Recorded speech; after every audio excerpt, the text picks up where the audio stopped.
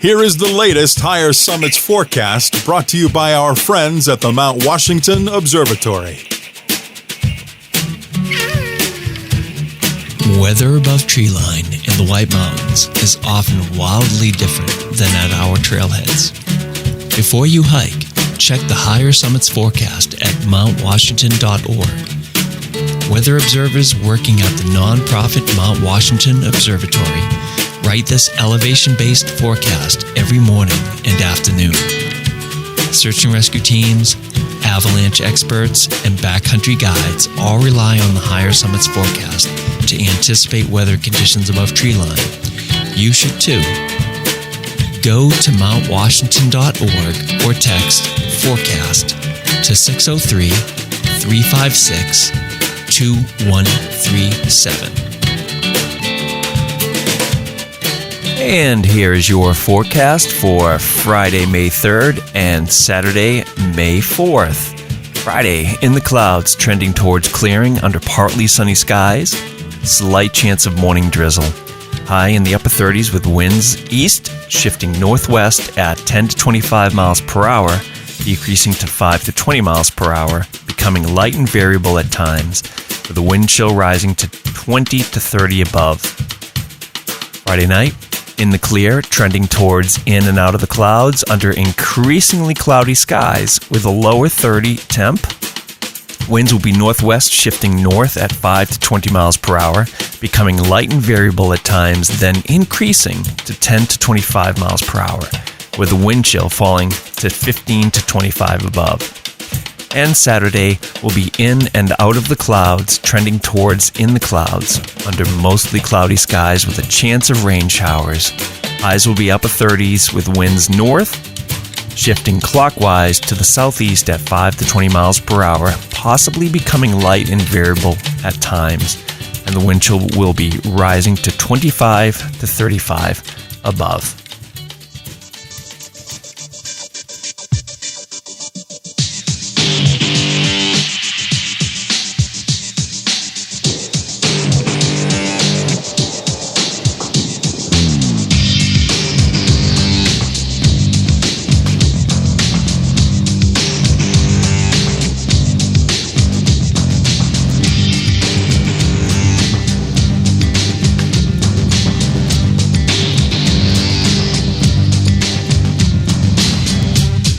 Broadcasting from the Woodpeckers studio in the great state of New Hampshire, welcome to the Sounds Like a Search and Rescue podcast, where we discuss all things related to hiking and search and rescue in the White Mountains of New Hampshire. Here are your hosts, Mike and Stump.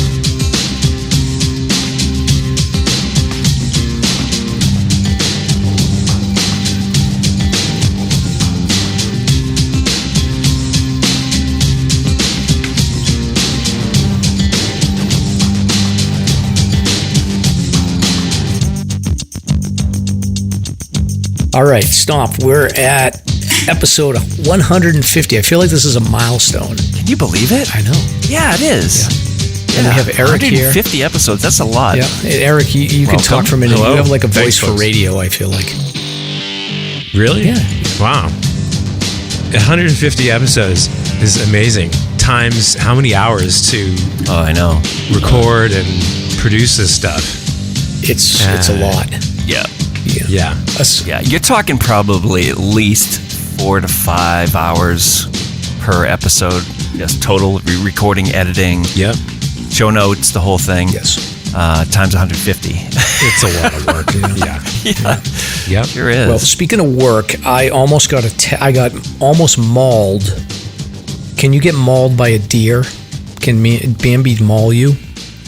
Anything's possible this day and age. Yeah, I was out. Prions. Yeah, I didn't get out hiking like Eric today, but I did. I went out trail running, and there's a ton of deer in my area, and I think I've already talked about this on the episodes before. But usually they'll stay at a distance, but this morning was different. They didn't leave when I showed up in this meadow that usually they'll run away.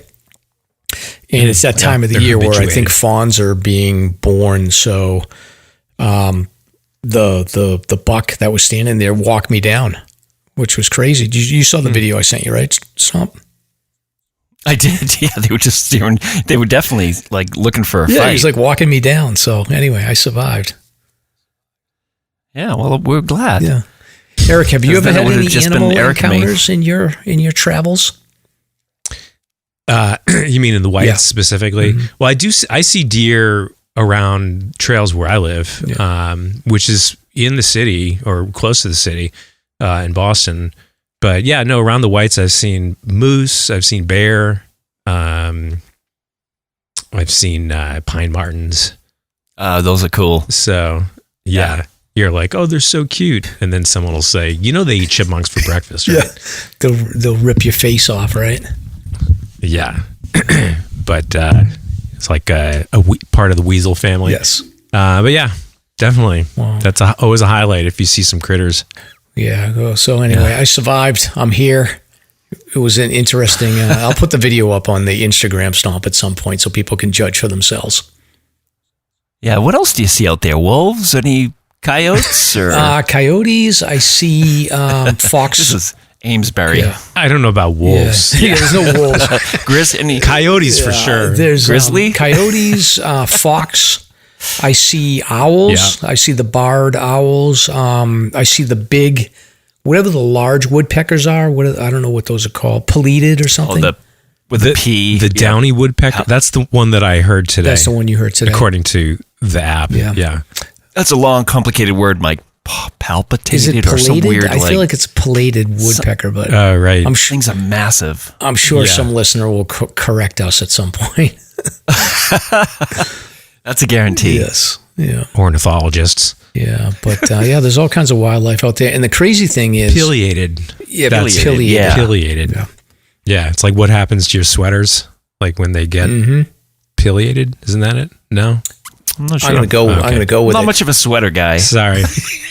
Go with it. That's I'm gonna go with it. So, but yeah, the crazy thing is, like, I literally go out for an hour and I see all these different wildlife, and you see, there's ducks and Canadian geese and all that stuff, and then we have these bobolinks, which are these like nesting birds. And yeah, you go out for an hour in the morning and you see all this wildlife, and then you don't see another human being at all. And there's like, I live in an area where there's a ton of people. And you don't see anybody out. You see the kids walking to school, but that's it.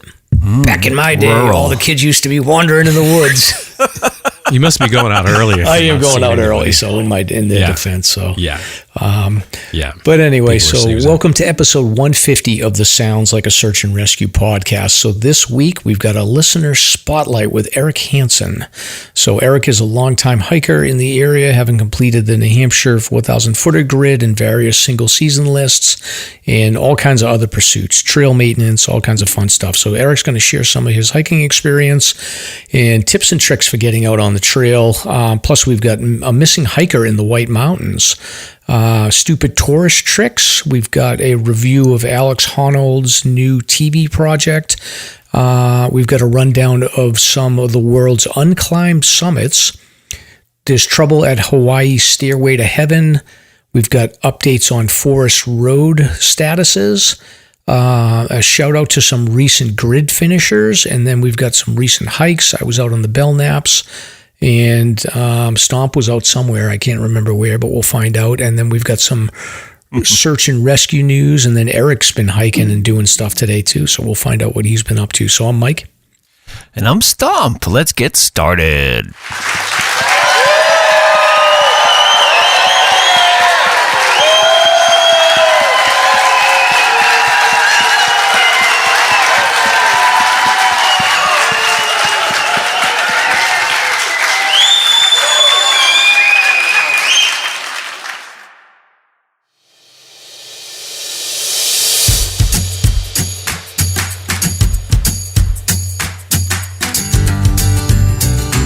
This is Ben Pease from Hiking Buddies. We are a 501c3 nonprofit committed to reducing avoidable tragedies through education, impactful projects, and fostering a community of support. You can find out more at hikingbuddies.org. We wanted to say thank you to those who have supported our mission, and most importantly, say thanks to those who speak up, who ask questions, and who are willing to provide guidance and assistance on the trails when needed. You embody what it means to be a hiking buddy. And now, for all my newer hikers out there, here's this episode's Hiking Buddies Quick Tip. Packing for overnight hikes can be tricky to balance weight with needs. Safety items are non-negotiable. Save weight by choosing dehydrated meals and bring a small camp stove and pot. Know where you can filter water on your trip, but bring plenty to get there. Your bag should not be over 20% of your body weight.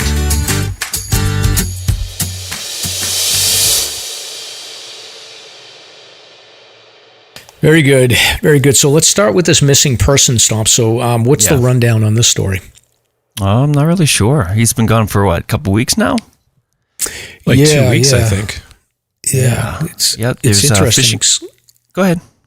He's a Cambridge resident, and apparently they said that he's a hiker, so he does like to get out. But other than that, it's a lot of vague information, right, Stomp?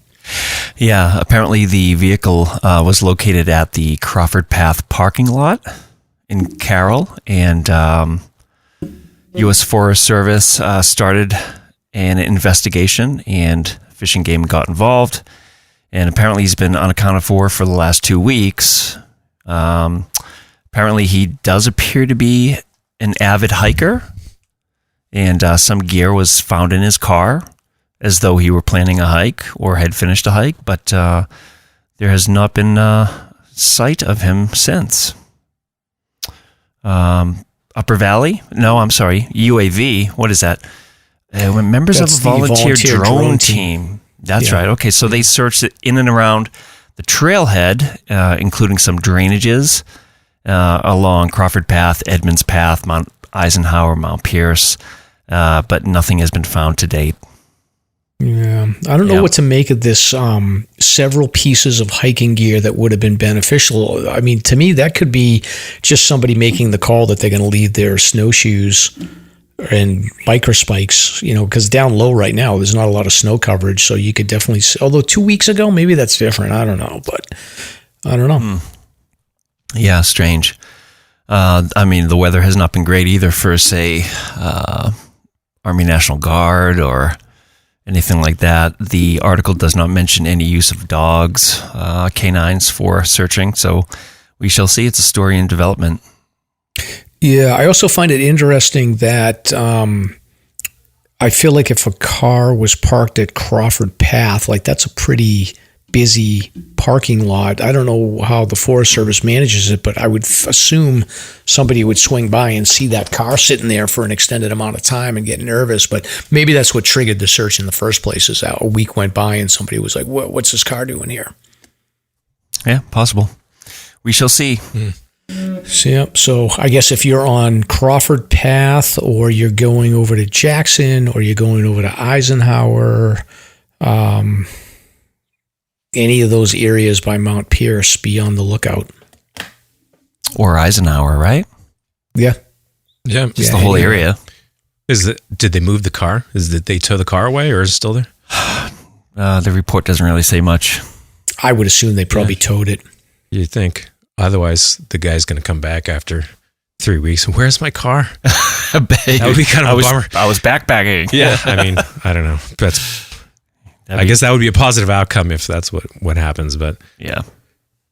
Yeah. Do you guys, have either one of you guys done any, I mean, Stomp, you're the bushwhack guy, but like that drainage between Eisenhower and Pierce, is that even passable? I feel like we had somebody on that was talking about that.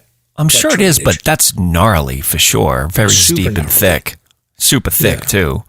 You can just look at it and tell that it's very, very difficult to cut through. Yeah. Not a good area to be stuck in. No thanks. So or to bushwhack in purposefully.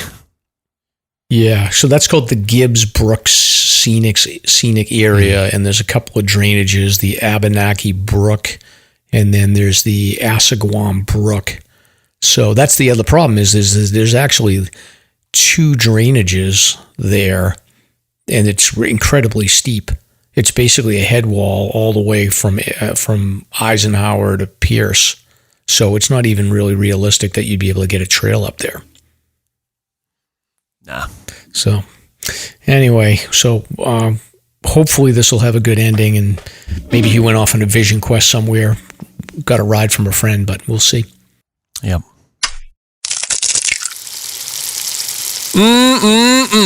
We're about to serve up some tasty hiking drama.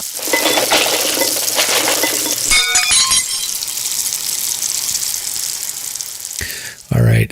So Stomp, I pulled a story with some hiker drama on the Appalachian Trail, so you have to use our drop. All right. I won't forget this time. Yeah, you didn't do it last time. So, all right. So here we go. This comes from social media. Eric, I know you're an Instagram guy, but do you get involved in any of these like Facebook hiking groups or anything like that? Nothing? All right. You're a smart guy. Not at all. Smart guy. I do it for the show. I'm off Facebook. Yeah. Sorry. Smart. Yep. Smart. So, all right. So this comes from the Appalachian Trail Hikers 2024 group. So this hiker had to put out a public service announcement, making sure that everybody understood that she's not a thief. So, I won't give any names here, but this lady just said that I'm told that my name is being spread around the trail as a thief. I have never stolen anything, and especially would not take something from a hiker. She goes on to explain that she found an Ursack hanging far away from camp. So they were at a shelter. There was tents set up. She apparently stumbled upon this Ursack, which is a like a Kevlar, instead of a beer canister.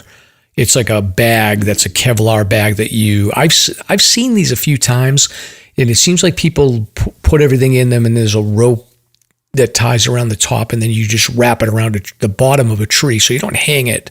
It's just on the ground. Okay. So she stumbled across this, and she was like, it must have been there a while, so she unhooked it, took it back to the camp. And then she asked a bunch of hikers at the camp if it was theirs, and nobody said that it was theirs, so she had no luck finding the owner. She then stumbled across this couple that was camping that looked through it for some identification with her, but they only figured out that it was a female bag. And then the lady goes on to explain that the couple that had looked through the bag decided to give her a tamale that was in the bag.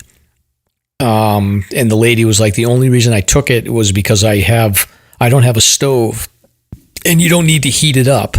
So she said she took it, and then she told the couple, if you could put the bag into the beer box, then I'm going to move her along. And then apparently she ran into a girl down trail, and she was telling the story, and she showed her the tamale. And this lady apparently knew the girl who the beer bag belonged to.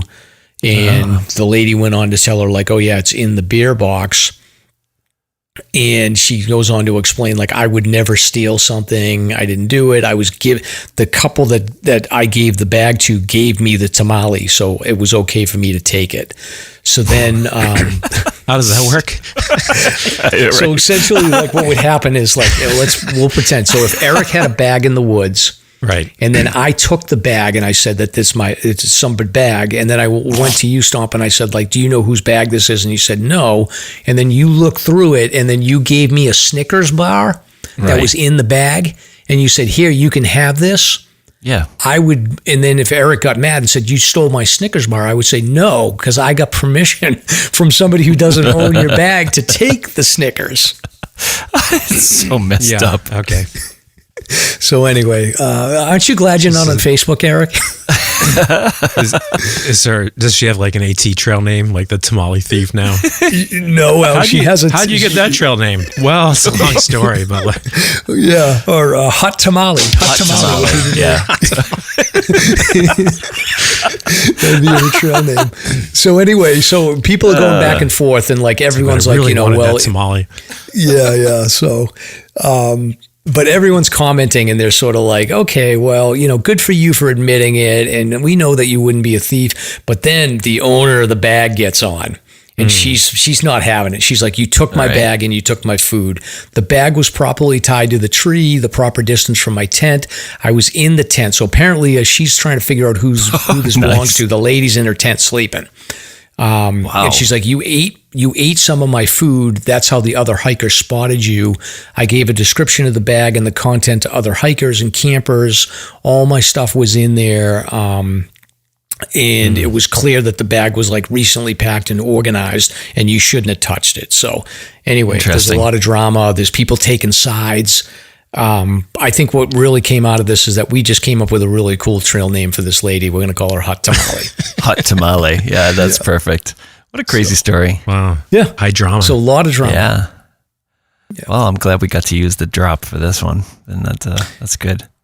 Yeah, and it's funny. I've come across like gear out hiking, but like the stuff I grabbed was like clearly had been dumped on Franconia Ridge and was like frozen solid and had been there for a week or two, and it was like a frozen wet sleeping bag, so I just hauled it out of there. So if you're gonna take stuff, it wasn't food. Yeah, well, there was food actually. I did take some food, but that was like dumped on the ground. So I think somebody just got sick of carrying the weight.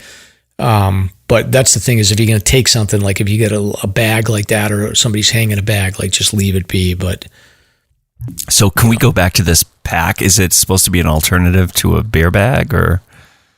It is, yeah. So Ursack. instead of, yeah. So she probably had it hung, the proper measurements to act as a typical bear bag, I suppose. No. Or was it just strictly hanging on a tree? The thing about these are that you don't hang them; you actually put them just on the ground. And you tie it around a tree. It's like a super durable bag. So a bear probably couldn't get into it. I find that hard to believe. I don't They're know. not approved for bears, notwithstanding the name Ursack. Just humans. Yeah, I think the idea is that it's supposed to keep small critters from chewing through, mice and little things, little guys that might get at your food as you sleep, as opposed to a bear. I think you would hear that coming. But yeah, I would be hanging my food. I don't know. Seems like taking a bag of food and strapping it to the trunk of a tree is creating an invitation for sure. Yeah, for other hikers to steal your food. Yeah, exactly. In this case, but these Ursack bags, apparently, what you're supposed to use them with a liner. So you put all your food in this like approved liner that's a smell blocker. Yeah, and then you put it inside this bag, which is a Kevlar bag, so it's a bulletproof material. And then you can tie it around the tree. And in theory, it is supposed to be such that it won't smell, so the bear won't notice it. If a bear does notice it, it's Kevlar, so they won't be able to get it's through bulletproof. it. But in ultimately, but they don't in the Yosemite they say no, you need to have an approved beer canister. Like it's not even an option. So yes, yeah. So anyway, Stomp, Hot Tamale. Hopefully, Hot Tamale makes it to Katahdin.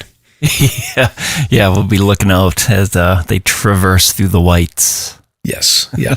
But speaking of shenanigans on trail, we've got Yellowstone in the news here, Stomp. So you pulled some stuff, right? Yeah, apparently stupid tourist season has begun in Yellowstone. And a couple stories here come from Cowboy State Daily. The first one is, man accused of drunk kicking a bison sets off the Yellowstone's animal attack season. Oh, boy. Oh my goodness. So an Idaho man is accused of kicking a bison while drunk, becoming the first bison attack of the season. So that's, again, coming from the Cowboy State Daily, which is a great resource for stories out yonder. It's crazy. Unbelievable. And I want to give a shout out to an IG page, and it's called Taurons of Yellowstone, and that's a mix of tourists and morons. So Taurons of Yellowstone.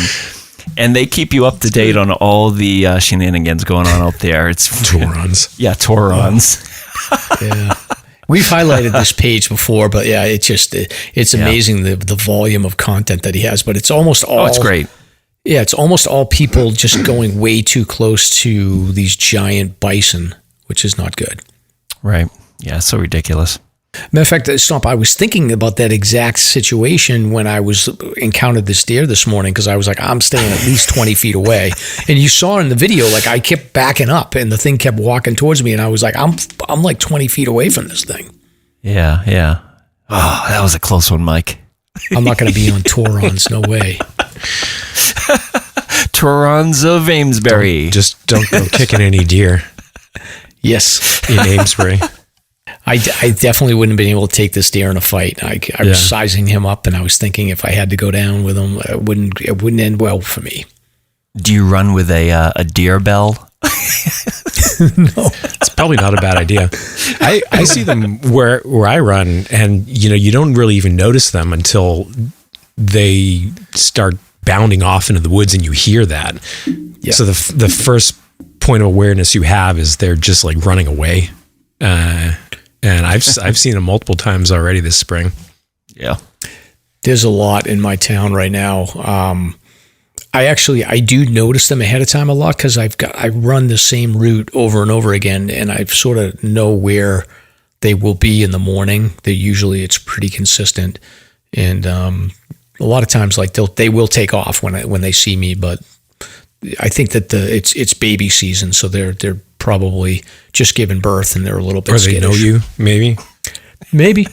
Uncle Mike. Like, it's Uncle Mike. Yeah. Everyone, get out of here.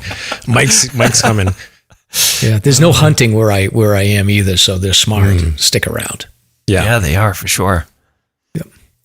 Cool. All right, Stomp. So we've got a review here. So I had given you the heads up that Alex Honnold. So Alex Honnold he's the prolific climber guy that had done the free solo up El Capitan, and he's been all over like the National Geographic and all this. So he has a new series out called Arctic Ascent, where he got a crew of I think like 6 or 8 people together, and they had a goal of climbing one of the Earth's tallest unclimbed natural monoliths, which is pronounced Inuktitut or Tilak.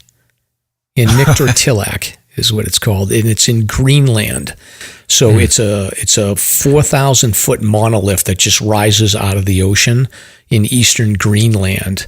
So it's a 3-part series where I think each episode's about an hour long, and it chronicles the hike to reach Ursack, and it's about a 100-mile hike. As part of that hike, they have to climb over like a 1,000-foot wall.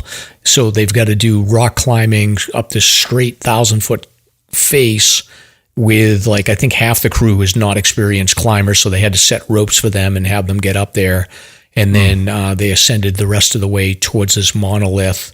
And I thought it was really interesting. Every episode, so the first episode was sort of about them getting settled on the hike and the risk of the crevasses and all this stuff that they have to deal with when they're hiking in the glacier environment like that. And then I think the second episode was about them getting over this like 1,000-foot climb and the inexperienced people that had to climb up with Alex, and he had like a group of 2 or 3 other experienced climbers. Then their decision to like leave some of their gear to move forward. And then the last episode is about the actual climb on the 4,000-foot monolith. So I thought it was amazing. What did you think, Stump? I haven't seen it yet, but I'm looking at the pictures. No, I didn't have a chance. But wait, so you can give me spoilers if you want. I'm okay with that. I assigned you the homework to watch it, Stomp, and you didn't watch it. I didn't know it was homework. Come on. What have I been doing? You got to be watching these shows. Yeah, what are you been watching then if you haven't watched this? Yeah. X-Men? Oh, God. For the first time? Canceled. Pretty much. Yeah, with Mrs. Stomp. Yeah. Oh, wow. Yeah, a lot of them. So there's like 1,000 of them, right? There's like there's 1,000. Yeah. You need to recruit Mrs. Stomp and watch this show. All right, well, it looks good, but can you tell me, is he free soloing this thing and then other people are roping up? No, they're lead climbing, so they're using a rope. Okay. So it's interesting. So this thing is huge. Yeah, and it's also difficult because like it's really brittle And he's climbing with 2 other people. So he's lead climbing, but he's also knocking down rocks, and some of them are big rocks, and the conditions are really bad. And they're basically going up to set ropes to a certain point and then coming back at night and then ascending back up and getting another 1,000-foot put together. And then one of the climbers is like not feeling it. So there's a lot of tension between Alex and this other climber. That sounds fantastic. And it's kind of interesting to see, like, Alex is just in his zone and he's going. And the other climbers behind him and doing the support work. And Alex isn't picking up that this guy's getting really, really angry and frustrated. Just because he's focused on the mission. And I think Captain ultimately Spock. one of the climbers bailed out, and then he went forward with the second climber. Are they staging from a boat? It looks as though there's no dry land at the base of this thing. They're set up on one of those little the icebergs, yeah. Little floating shelf of ice. Yeah, as far as I can tell, if I recall correctly, so they hike in like the first 40 miles or 60 miles, and then they get to a bay, and then they have to cross the bay, and then they connect with a boat. So by the time they get there, like the pass opens It's like up. the river Styx. Yeah, and they're complicated. Well, exactly. it wouldn't So count for your 48 if you're using a boat. If you approach the trailhead by boat, Yeah, he's out. I don't know. He's got to swim the bay for it to count. Yeah. Is this one of these movies where your palms are sweating? Like, as a viewer, you're just you've got really. like cold sweat the whole. No, okay. I mean, I guess Free you could Solo wait. was like that. Yeah. It wasn't as bad because he's using rope, so you're like, okay, he's going to be okay. But it was like logistically, I think they had a pretty big team behind them, so they were coming down at night, and then they were driving off in a boat going somewhere. I'm assuming like they had a camp set up somewhere, Like Hilton somewhere. Yeah. Yeah. So Just for the they night. did do one cool thing where they dropped a rope down to a glacier. There was like a 200-foot hole, and they went down and looked at like the water flow below the glacier, which there's no way you could have paid me to go down there, but they did do that. That's insane. So I highly recommend it. It's called the Arctic Ascent, and you can watch it on Hulu or Disney Plus. Oh, great. Okay. I was just going to ask where you can see it. Yeah. All right, cool. And, so this whole thing got me thinking about unclimbed mountains, and I did a little bit of research on, are there mountains that actually are still virgin peaks that have never been climbed? And there are actually some mountains that are unclimbed. Some of them are sub peaks. So depending on how you This is worldwide, you're saying? Worldwide, yeah. So, and then there's like 2 definitions of like a mountain. One is like 98 meters of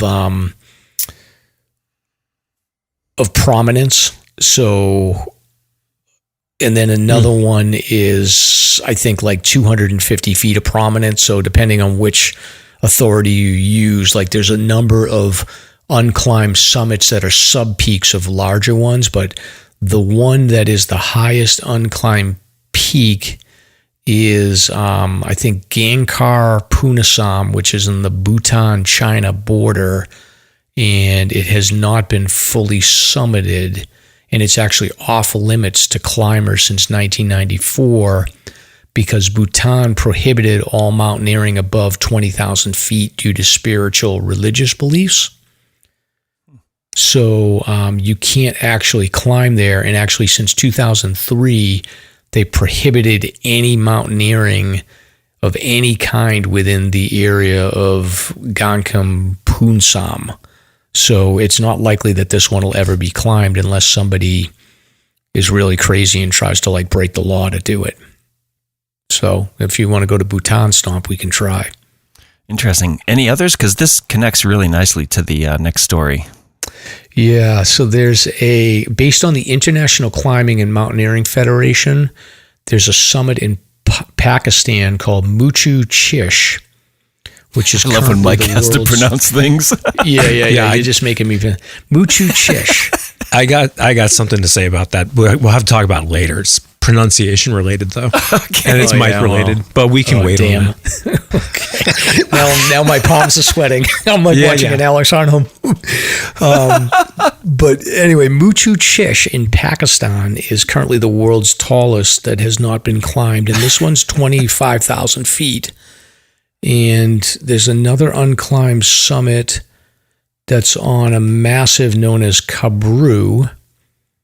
These are all in Pakistan. And then there's Labruch Kang 3, and then another one called Karjang. And these are all like between like 23 and 24,000 feet. But these are all like, they're small summits. So they're not like giant mountains, I think. The first one was. But then the most prominent unclimbed peaks are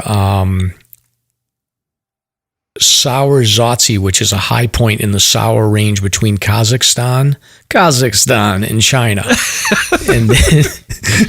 and then Mount Sipil, which is in Antarctica. Wow. Which has a prominence of like 10,000 feet. So it comes right up. Uh-huh. So that's pretty interesting. What's number 8? Stomp. You're just trying to get him to pronounce it, aren't you? Come on, give me a couple more. Tongshinjabu. Nice. Tongshinjabu. That was really Pretty good, I think. Yeah, How about and that's another one that's in the Bhutan, China region. So essentially what you have is like this Bhutan and then Pakistan have a bunch of these unclimbed peaks. So, yeah. And many of them are closed. Access is not available, you're saying? Yeah, I think Bhutan is not available, but then the ones in Pakistan, maybe they're just sub peaks and they're like just no one's bothered to go to them because there's higher peaks right above them. And then, Hey, I definitely see like number 10 being like next to impossible to climb. Yeah.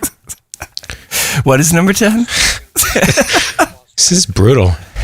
Well, I think it's very interesting. And it, like I had mentioned, it ties into this next story coming out of Hawaii. Well, there have been multiple arrests at the infamous, what is it called there? The Stairway to Heaven in Hawaii, because the Hawaiian authorities have decided to close it down, and multiple hikers have been cited for trying to climb it over the last days before they actually take the stairs away from this hike, which happened on actually the 10th, I believe. I think this is history, so I don't know, very interesting story.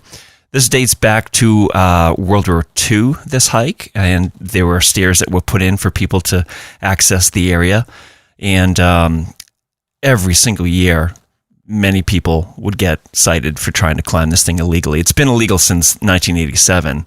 Nevertheless, people have tried to climb it and would end up having to get rescued mostly by helicopter because it's so treacherous. So the Stairway to Heaven is no longer. Is like there's some kind of a radio transmitter or antenna on this little hill. Okay. I think that's, and they had originally built ladders or steps or whatnot to access it. But yeah, that's what I thought. It had been closed for a long time, and people just keep, trying to get up there, sneaking under the fence over whatever. I think there's plenty of video on YouTube about it too. It's pretty wild. Sure. Yeah. So there you go. Yeah, the YouTube videos I've seen, like people get up there super early and try to avoid authorities, but it's too bad. Makes a cool photo, but didn't look too safe. Absolutely not. Yeah. All right, so Stomp, you are in the doghouse for recruiting Mrs. Stomp into activities that she doesn't want to do. Mrs. Stomp has said she wants you to stop recruiting her. So Mrs. Stomp wants to do nothing. So what's going on? Well, I guess she had to point this out to me, but apparently whenever guests come over or guests join, I'll just say, hey, Mrs. Stomp wants to try that, when that's probably not the case. So that's happened with running. It happened most recently with Lynn Sweezer, Agent Sweezy. Oh, yeah. Where she wanted, when I said, oh, Mrs. Stomp wants to go climbing. So next it'll probably be like a base jumper comes in. It was like ice climbing, I think. Oh, yeah. Specifically. Yeah. So Let's she said her to trail work, it. Eric. With you can. That's a great idea. Yes. Yeah. Yes, that'd be good punishment. Yes. Mrs. Stomp wants to do some trail work, Eric. Yeah. That's some legit work. Yeah. I'd be happy for the company. Yeah. There you go. Well, so there you go. In case the audience is curious, Mrs. Stomp is not a participator.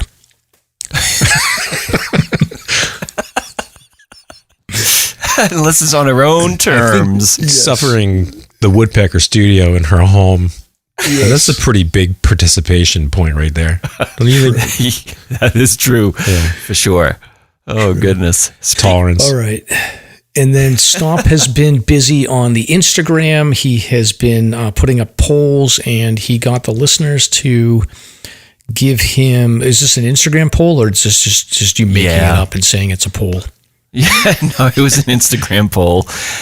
Just curious as to whether or not people would want us to do some more trail reviews. We had some comments from your Huntington Ravine one, first of all. That sort of started the ball rolling, and then the recent Holt Trail review, which I thought was well watched and feeling informative, maybe. I don't know.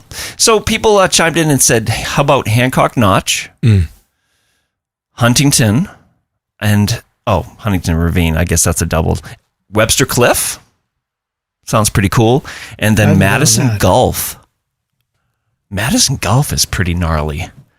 I would assume that would be similar to the Holt Trail or maybe Sphinx Trail or one of those, maybe. It's definitely more the Sphinx Trail. It's like you're enclosed. So you're like surrounded by trees most of the way. And then you pop up, but it's sort of one of those trails where you're climbing like a waterfall a bit. It's very lush there, is my recollection. Okay. Like a rainforest. Yeah. Yeah. So maybe similar to Beaver Brook? Yeah, that's a good one, although it definitely feels more remote. I think the thing about Beaver Brook is you're right next to like a drainage, so you've got like open forest feel. This is very enclosed. Madison Gulf is very enclosed. Like you look left, you look right, you don't see anything really except trees. So it's ancient. The poll was people just want to hear kind of descriptions of these trails or so like a real experience on them. Yeah. So if Mike and I get to do them, then we'll film it. Segment by segment, put it together so that people have some sense. Like the whole trail was really a mystery to me. Okay. And then doing it was pretty cool, just capturing certain segments that may be a little harder for people, maybe not. So yeah, I think that there's value to that. Yep. Not like we're the only ones doing it, but I do have a video on our YouTube channel that is I climbed Huntington Ravine, and I did the section below, like they call that the fan, I think. And then I actually did a section where I was holding the camera, just climbing up that steep section of Huntington, which isn't too bad. I mean, it's just basically find a crevice and just go up and just commit. The tricky part with Huntington is that like above that, there's a couple of spots that you have to kind of jump over. And if you're short, look, I'm relatively short, but like if you're shorter than me, I'm like 5'8", 5'7", it can be tricky because you've got to climb up these different sections. But Huntington's a tough hike for sure. It's just, you got to commit once you go up those open ledges, just go and don't stop. Pick a dry day. Yes, pick a dry day, yeah. I actually found with Huntington, in my opinion, my biggest issue is every single time I've done Huntington, probably done it like 5 times, 6 times now. For whatever reason, I get hung up on that bottom section, like where the right below the head wall where all those boulders are. Like I lose the trail because the blazes are like, they're just old and faded, and then I'm not paying attention, and I'll hit my head on a rock. Or I'll fall backwards like that boulder field at the bottom is a pain in the neck. Yeah.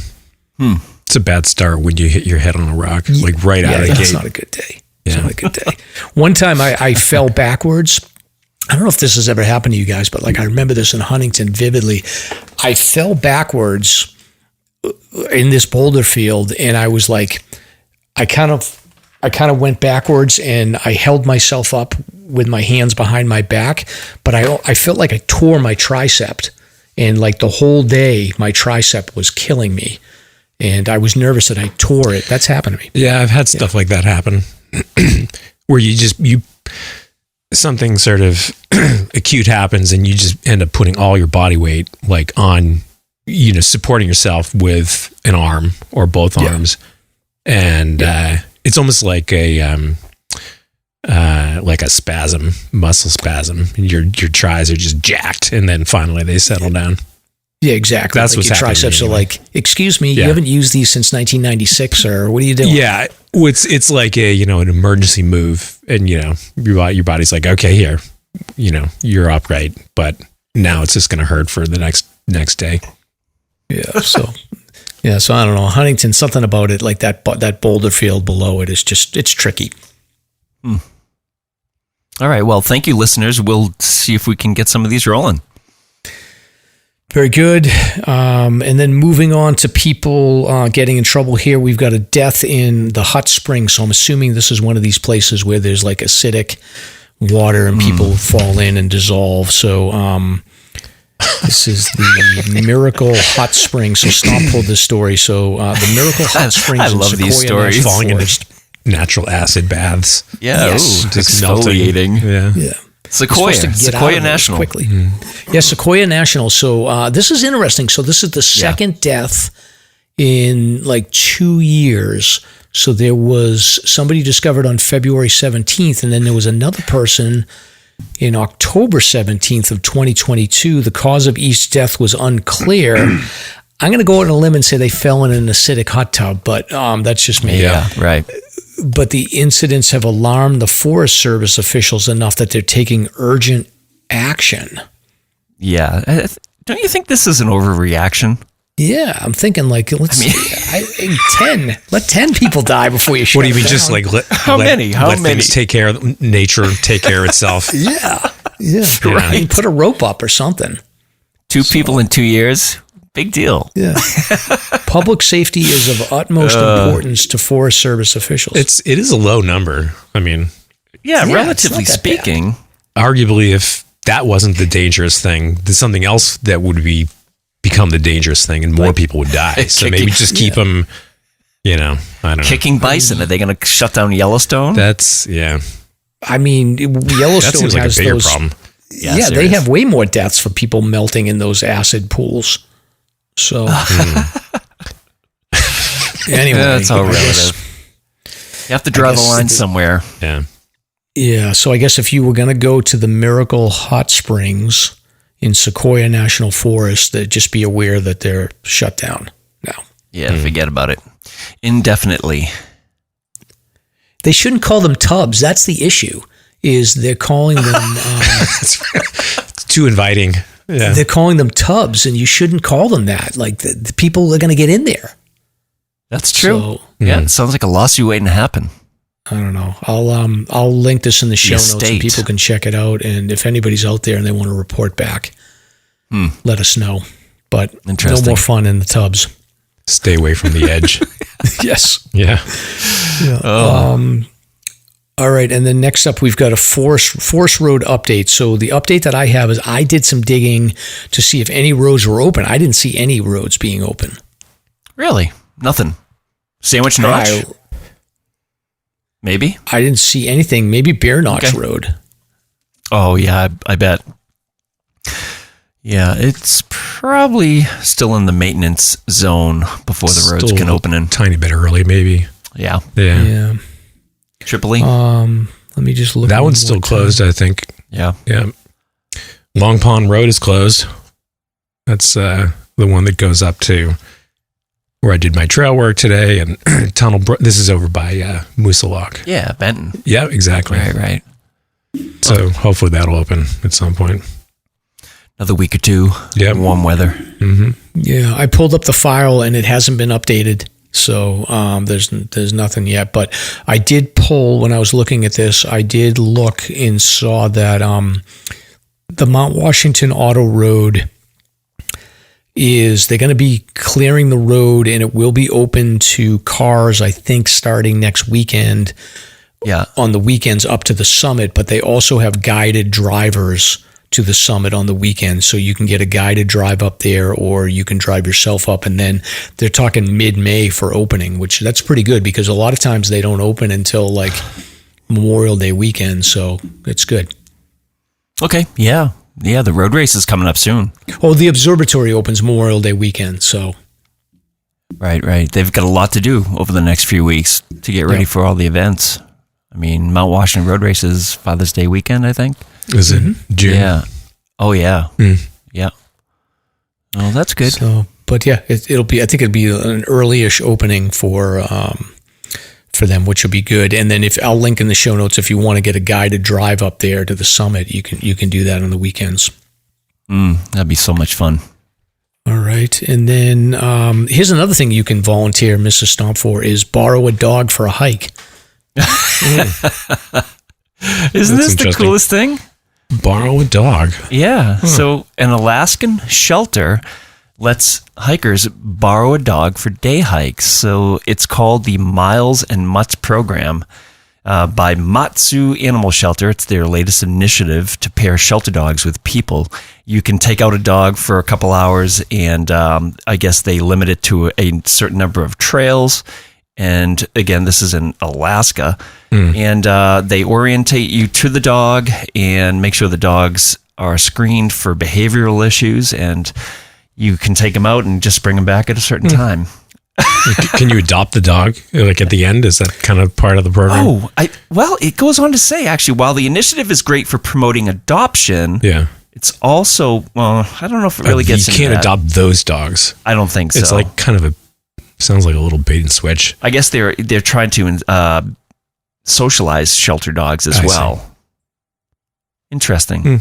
So if you're in Alaska and you're lonely and you want to go for a hike with a dog, there you go. Matsu Animal Shelters. Well, I know that there used to be a program, I don't know if they still do it anymore, but the Conway Area Humane Society, you can get, I think, certified as a volunteer, but the Conway Area Humane Society, you can sign up as a volunteer, and it used to be that they would let you take the dogs out for the day. So I don't know if you can still do that or not, but I'll link in the show notes the volunteer form, and they have all kinds of options for volunteers. Like you can sweep out, you can clean up the dog poop, you can take the dogs for walks, you can do whatever. Excellent. Cool. It's good information. And then next up here, Stomp, there's a fundraiser for Icelandic search and rescue. What's going on here? Yeah, this is pretty interesting. This was sent in from listener Matt Stadler. Apparently there are like 100 search and rescue teams in Iceland, and they've come up with this way to fundraise for the teams by selling these little teeny figurines on a yearly basis, and it goes to the teams and funds the volunteer search and rescue, which is pretty amazing. So we do have the link here for you to check out, and there's hundreds of them. So they're little tiny figurines, and every year they do a different one. So we also have a link for that, so you can scroll through them and check them out. But yeah, it's sort of a cool idea. And the person that sent the link was wondering, is this something that might translate to New Hampshire? I'm like, I don't know. Who knows? Yeah, so for the listeners, I'll describe, these are like little dolls. So there's like one doll that has like an ice axe and a climbing helmet and crampons. Then there's another doll that has like a dog. Then there's one that's like a medic carrying a baby. There's one that has like scuba gear. There's a firefighter. So yeah, there's all kinds of cool stuff here. So what does that translate monetarily to US dollars? 3,700. Yeah, so 3,700. Did you say kroners? I think that's what it is. I saw kroner. That's what it is. Look at these cool figurines, though. Yeah, they're pretty cool. They remind me of like little Smurf collectibles. Yeah, totally. Look at that guy with the litter. Oh, isn't that mint? Yeah, look at that. Yeah, that's so cool. He's got like a rescue litter, little figurine. That's very cool. I'm going to collect them all. Totally. I mean, I guess they're all SAR themed, so yeah, that's awesome. Pretty neat. So how much are they? They're like 3,700. 3,700 KR. All right, so that's $26 in US. So it's like $1 is 140 Icelandic krona. All right. Okay. That's reasonable. Yeah. And it goes to a good thing. Yeah, get a little stomp rescue doll. Right. Yeah. And then you got some racing news here. I got a news too. Yes. The script, but what do you want to talk about?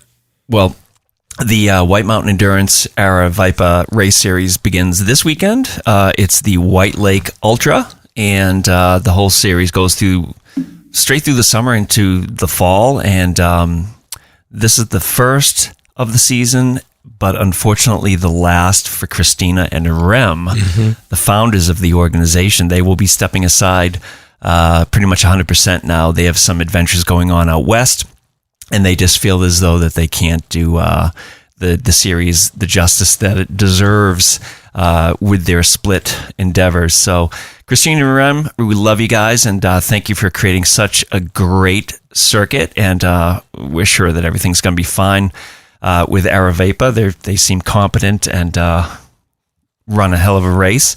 And personally, just these two guys gave me a huge break with the DJ thing too, and they were instrumental in me getting my foot in the door doing some of the music around here. So again, thank you very, very much, and I wish you guys the best.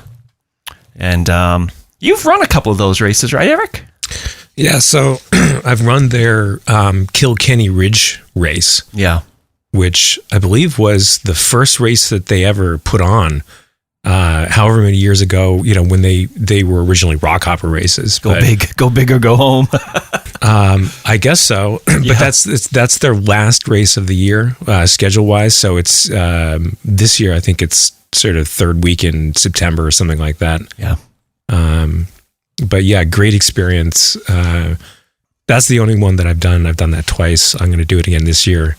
But yeah, they've got a whole bunch of really interesting races. In fact, I mean, not to like plug them, that wasn't the idea, but, you've got all these interesting routes in the White Mountain, like specifically in the National Forest, and they have managed to get race permits, to, build some really interesting races through, mountains and trails that, you might actually just be hiking on any other day.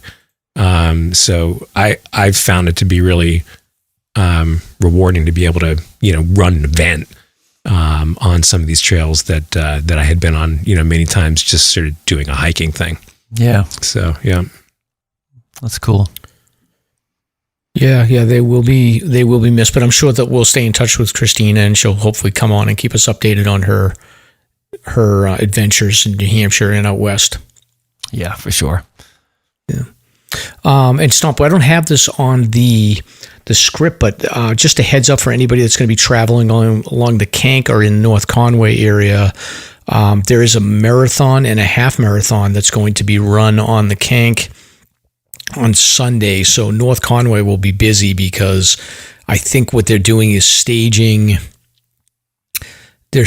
all the runners in like Settlers Green in that area there, and then busing them to the start of the race. So the start of the race looks like it's that, when you go up the Kank from North Conway, before you get to the very top, there's like that overlook where a lot of the motorcycle guys will park, and then there's like a gazebo there. It looks like they're staging the beginning of the race there, which is nice because you're going to be going downhill.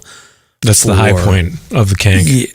Yeah, it's close to the high point. Yeah. It's a little bit down, I think. Okay. But yeah, it's so you'll start downhill, and then it looks like it brings you up to Bear Notch Road, and then you'll turn around. So it looks like it brings you to the high point of Bear Notch Road, and then you'll turn back around and then head down the Kank, and then finish in center Conway by like the Ham ice rink area. So that's quite a race. And then there's a half marathon as well that I think finishes. Let me look at the half marathon. Yeah, so you start the half marathon at, it looks like the Passaconaway Road, like the or it's right before Champney Falls, Passaconaway area. Like, oh, actually, it's Oliverian Brook area. So, so that's going to be busy over there. So I wouldn't mess around with Conway or the Kank this weekend, especially on Sunday. Okay. Sounds good. And then I wanted to just give a shout out. So, Eric, you're a grid finisher, right? I am. Unreal. Congratulations. I've got Let's say that as I smack myself in the forehead again. help. I have a Saco in the house. Yeah. I got some questions for you on this one. I noticed I just wanted to give a shout out to, there's been a lot of finishers this winter. So there's been 15 finishers in 2024. When you look at the list here, you can just see the numbers are exploding since 2021, and 2022 is when it really blew up. So it's getting to be more common. There's 176 people that have finished the grid. And then I just wanted to give a shout out to recent people. So Denise Kimball. So you'll see Denise out on trail. She wears like the multicolored tutu. Were you at her finish, Eric? I thought I saw you. I was not. Well, regrettably, I was not at her finish, although she was at my finish. Okay. But yeah, I think, so what is it? Oh, March 14th. Yeah. March 14th. A month and a little more ago. Yeah. And then, so I'm just going to run down the last 5 or 6. So Ashley Euland, who I don't know Ashley. So she finished on Mount Passaconaway. Keith Watling, he finished on Madison and then on April 20th. And then a friend of mine, George Somerset, who I've hiked with a couple times, he finished on Carrigain. Matter of fact, George, when I met him probably like 3 years ago, like he wasn't that far along. So he's been grinding every month he gets out.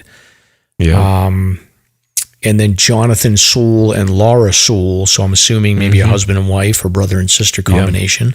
Assuming they post on New England Trail Conditions all the time. If you see Wandering Are they the Souls. ones that did they do like a single season last year? I can't remember. That I don't know. But they do put up a lot of helpful trail reports and YouTube videos too. Just like we were talking about earlier, they will document, whatever their hike was and make a nice video. All right. Well, I'll try to pull their YouTube channel. So Jonathan Sewell and Laura Sewell. And then the most recent one was Chase Hall. So Chase, I think, is a red line guide. I think, correct me if I'm wrong there, but he just finished on Jefferson. Yeah. So congratulations to all of them. And I'll link the list of grid finishers, and it's crazy. There's a couple of them. Tim Muscat and Ed Hawkins are on their 8th round of the grid. Crazy. Wow. That's impressive. Yeah. Yeah. Well, Ed is the one. Yeah. Ed is sort of the creator, or at least the one who popularized, the grid. And I know he's got at least 100 completed rounds of the 48. Yeah. Which is a lot of hiking. It is. And I'll see him. I've run into him a couple of times. Last time I saw him, he was at the Dunkin' Donuts in Lincoln. And you'll see him early morning. You'll see him out. So, but congratulations to all the grid finishers, and especially George. I feel like those 2 hikes that I did with you, like you wouldn't have been able to do the grid without those moments. So I'm going to take credit. Absolutely. I'm sure. Of course you are. Of course. So anyway. We all know that hiking a mountain can be hard at times. So here's a corny dad joke to help you get over it. Ba-dum-bum. So, Stomp, this is the part of the show where I do a dad joke. Oh, boy. Here we go. I'm digging. I'm buying time. Still with time to escape. These are rough. Yeah, they are pretty bad. They're rough. So, what type of dog loves to take baths? A shampoodle. Oh, come on. That's bad. I don't think so. That's like, I don't know. All right, here's another Give one. us one more. Yeah, Give us, just go again. How do moths swim? They use the butterfly stroke. oh, damn. Dude, these are real Yeah. bad. All right, well, blame Camilla and Lance. They got me the book. Okay. Oh, my goodness. I mean, they're dad jokes, so they qualify for that, but bad dad they're jokes. bad, pretty bad. All right. They're bad, well, so- anyway. All right. We have a sponsor, CS Coffee. Our podcast is supported by CS Instant Coffee, makers of premium compostable coffee. It's straightforward and eco-friendly, perfect for anyone who loves the outdoors as much as we can do. Great for backpacking, day hiking, and camping. And here's a little bonus for our listeners. If you want a free sticker, just shoot them an email at info@csinstant.coffee, or you can visit the website, www.csinstantcoffee.com. As usual, you can get your stickers for the Slasher Podcast at Ski Fanatics right here in Campton, New Hampshire, exit 28, or at Spinners Pizza Pala with Dolls and Pops off of Dascombe Road in Andover. Let's see, you can get your new Slasher swag at our online bonfire shop, which can be accessed through the Instagram link tree. And let's see, we have some coffee donations. Actually, one this week from Bethany. You can support us at our Buy Me a Coffee website, so check it out. But Bethany sends us 5 coffees. Thank you very much. And she writes, I've been listening to your show now for over a year. Crushed the first 120 episodes in just a couple months. Absolutely love the variety of content. Stomp and Mike, you guys are awesome. Keep up the amazing work. You guys are so appreciated for this podcast. So that's really nice. Thank you, Bethany. And next we have Vaucluse Gear. Does your backpack not provide enough ventilation? Does your back sweat too much when backpacking? As you know, sweat can be extremely uncomfortable on the trails, plus sweat is a serious risk factor in both hot and cold climates.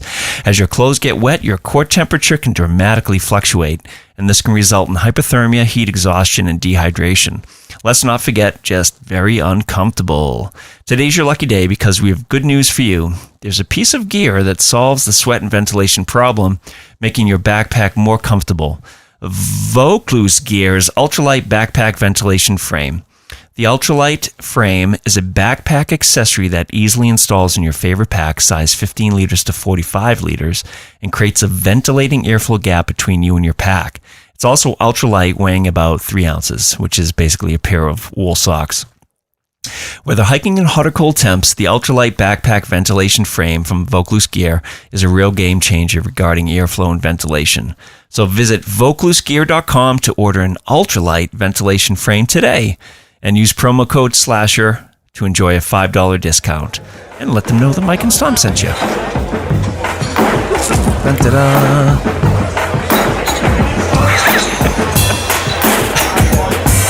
Hey, hold my beer. It's time to find out what Mike and Stomp are drinking on this week's Beer Talk.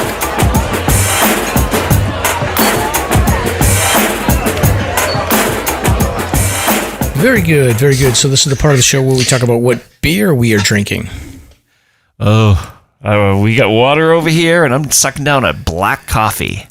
Okay. Right. What do you got? Non-alcoholic on this side. That's right. All right. Well, I have Mrs. Mike went to Trader Joe's and got a Magic Rain, which is a Mighty Squirrel Brewing Company, which I don't know where that's from. But it's not bad.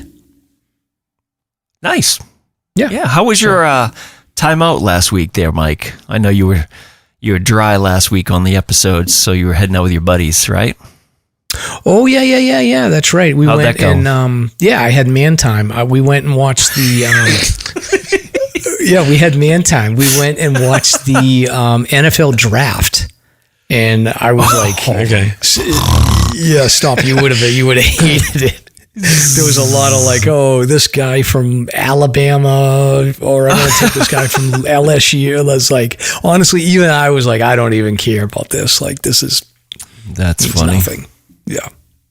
So we had this ongoing thing, Eric, where Stomp doesn't drinking? he doesn't do sports. So Yeah. I don't either. Yeah, it's like pulling fingernails off your fingers. I don't know. Sports are fine. It's just the spending a lot of time talking about it. You know what here's the trick. Figure that out. If you're not into sports and you've got somebody that's like giving you a hard time about it, you just say like, I'm into doing sports and not watching them. So yeah, basically. Yeah. That's your answer. Okay. So. Words to live by. I mean, honestly, hiking when there's like a football game on, that's a great day. Coming up Sunday afternoon, try to do a late hike. That's true. That is people true. People have left already. Yeah. So you can work it to your advantage. Yeah, that is true. All right, so this is the part of the show where we talk about what hikes we've done recently here, Stomp. So looks like you've done a couple of hikes. You've been getting out. So what have you been up to?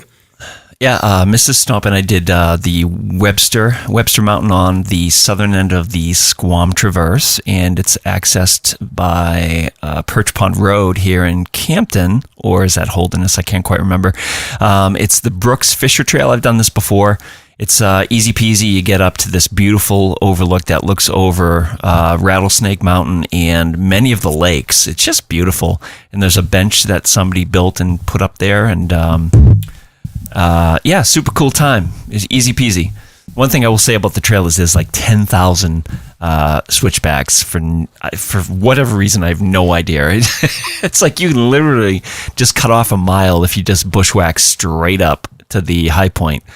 But other than that, a great time. I've done Welch Dickey as well a couple times, just trying to bang out that loop for exercise. So that's about it.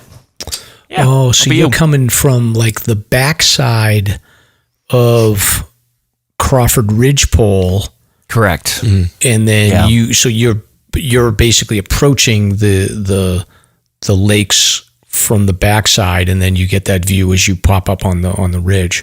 Right. Oh. It's a great area.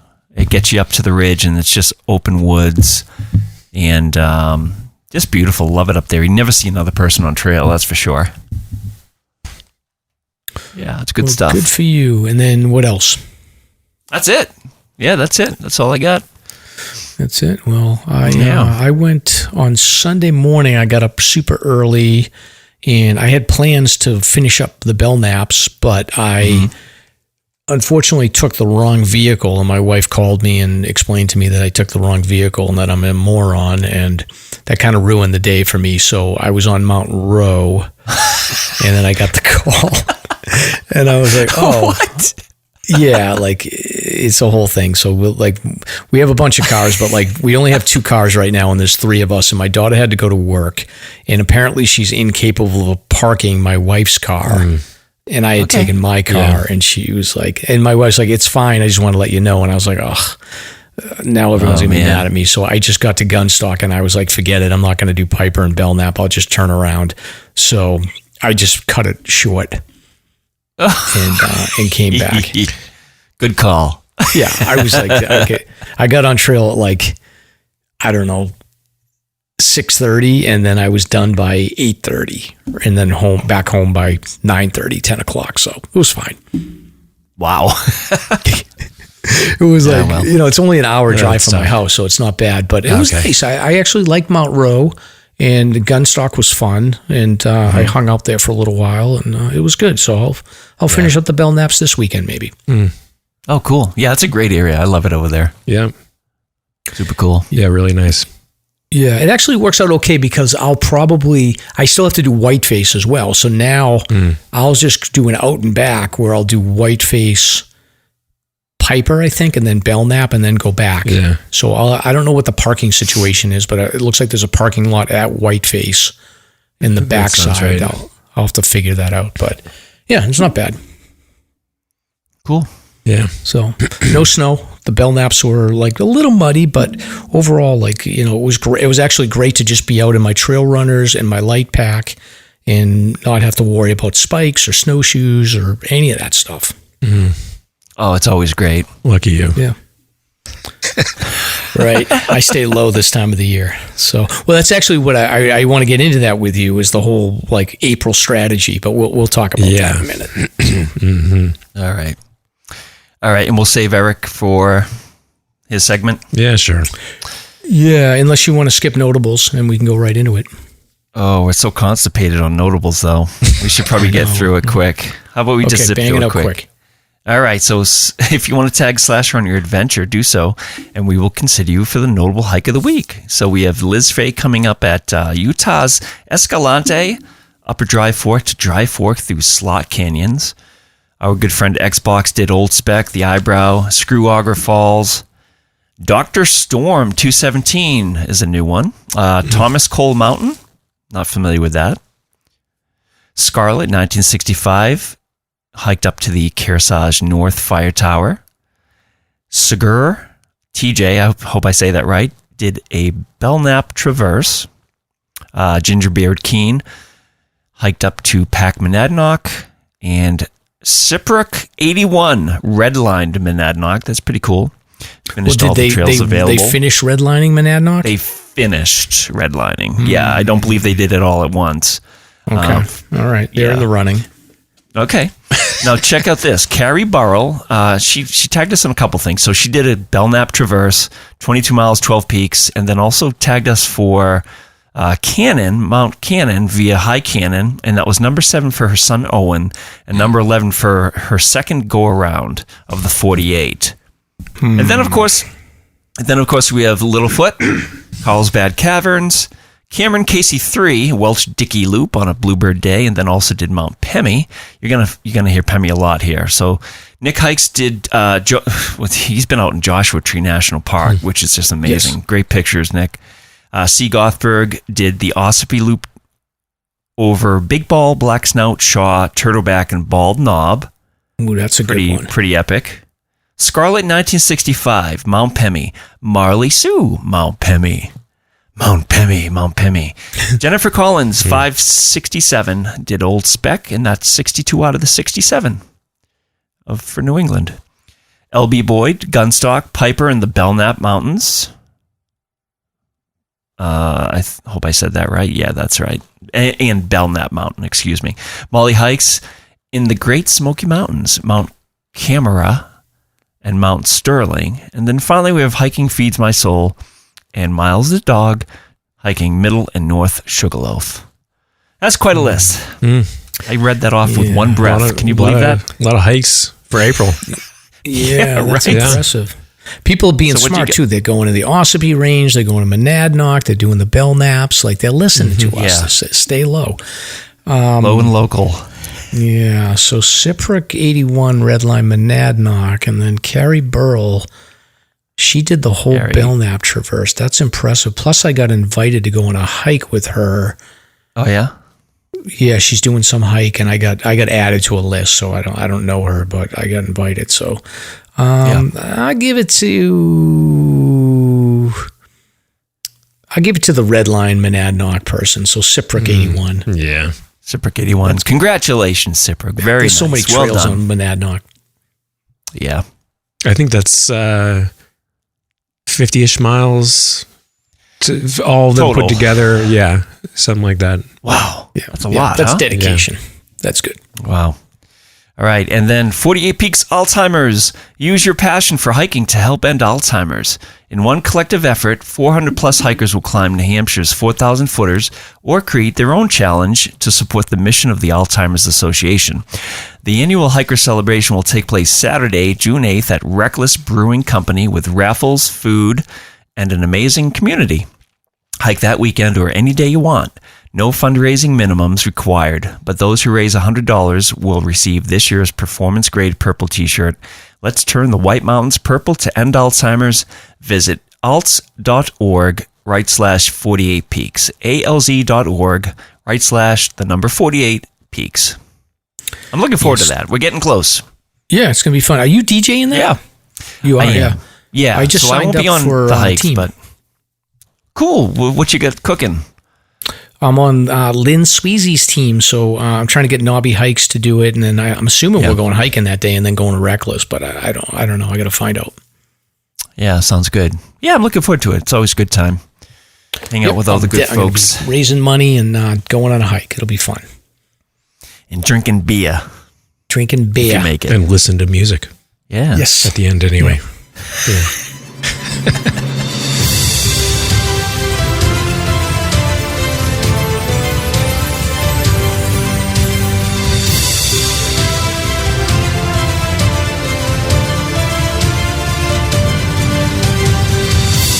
It's time for Slasher's Guest of the Week. Very cool. Very cool.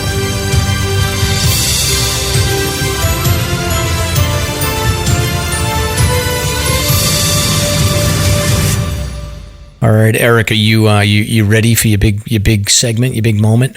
I'm ready for my close-up. Woo! See, you sort of forget you're on a podcast, right? No, not really. I didn't forget that. I think something about being, in a strange place, with a whole bunch of gear in front of me. But yeah, it's okay. It's all good. And Stomp is definitely a strange person. So good luck to you after this. After we stop recording and I shut this off, I don't know what's going to happen. So. Right. But Stomp, why don't you kick it off and give a little bit of background on how you became aware of Eric and how we ended up getting him on the show? I was trying to think. I mean, it had to be via social media, but I can only remember maybe posting about my favorite band in the universe and yours as well, or one of your favorites. Yes. But Level 42. I think that was the clincher that sort of connected us. Super random. Yeah, it was so random. Because I thought that there was no other fan of that band ever in the universe, and then all of a sudden you popped up and Well, there weren't that many in the U.S. Oh yeah, but they were hugely popular. So we're talking about Level 42. This is a British band that became popular in the 80s and 90s. Yep. Something About You. That was probably their. That was their entry to U.S. airwaves. Was that track? I think you put something on your Instagram. We're talking about like 2020, 2019. I mean, it's a while ago. The guitarist passed away. Right. And you put something on like a story on your Instagram, like a throwaway, like a little, it was Boone, wasn't it? Boone? Yeah. Yeah. Okay. Boone the Gould. Original. And he puts this thing up and I'm like, this has got to be just a coincidence. I thought maybe it was because I think I was following the Level 42 like official account. Oh, sure. So I assumed it was from that. And I was like, wait a minute. Worlds collide. What's going on here? Yeah. And we just, communicated about that. And, it's like, if you're wondering why I've got 42 at the end of like all my social media accounts, that's why. Right. Yeah. It's a very funny bond. I mean, it's just one of the most... It's pretty random, yeah. Underrated, but most amazing bands out there. But anyway. Yeah. So I think that was the start I'm not of it. familiar with them. Are they I like the Water Boys and like When in Rome, like those types of like English synth probably pop predates, not predates, but it's a few years earlier than that. It started out in this Brit funk movement, and they're like Madness. No, that Brit funk stuff was more like think Earth, Wind, Fire, but for white guys. Yeah, definitely more funk. Yeah, and then they refined their funk into more of a pop style, but they maintained that funk sensibility through all their pop, and it was just beautiful music. Their whole catalog is absolutely amazing. So good stuff. Yeah. So that's it. Well, there was the hiking and the hiking community, and then that intersection of musical tastes, I suppose. Yeah. Right. Wow.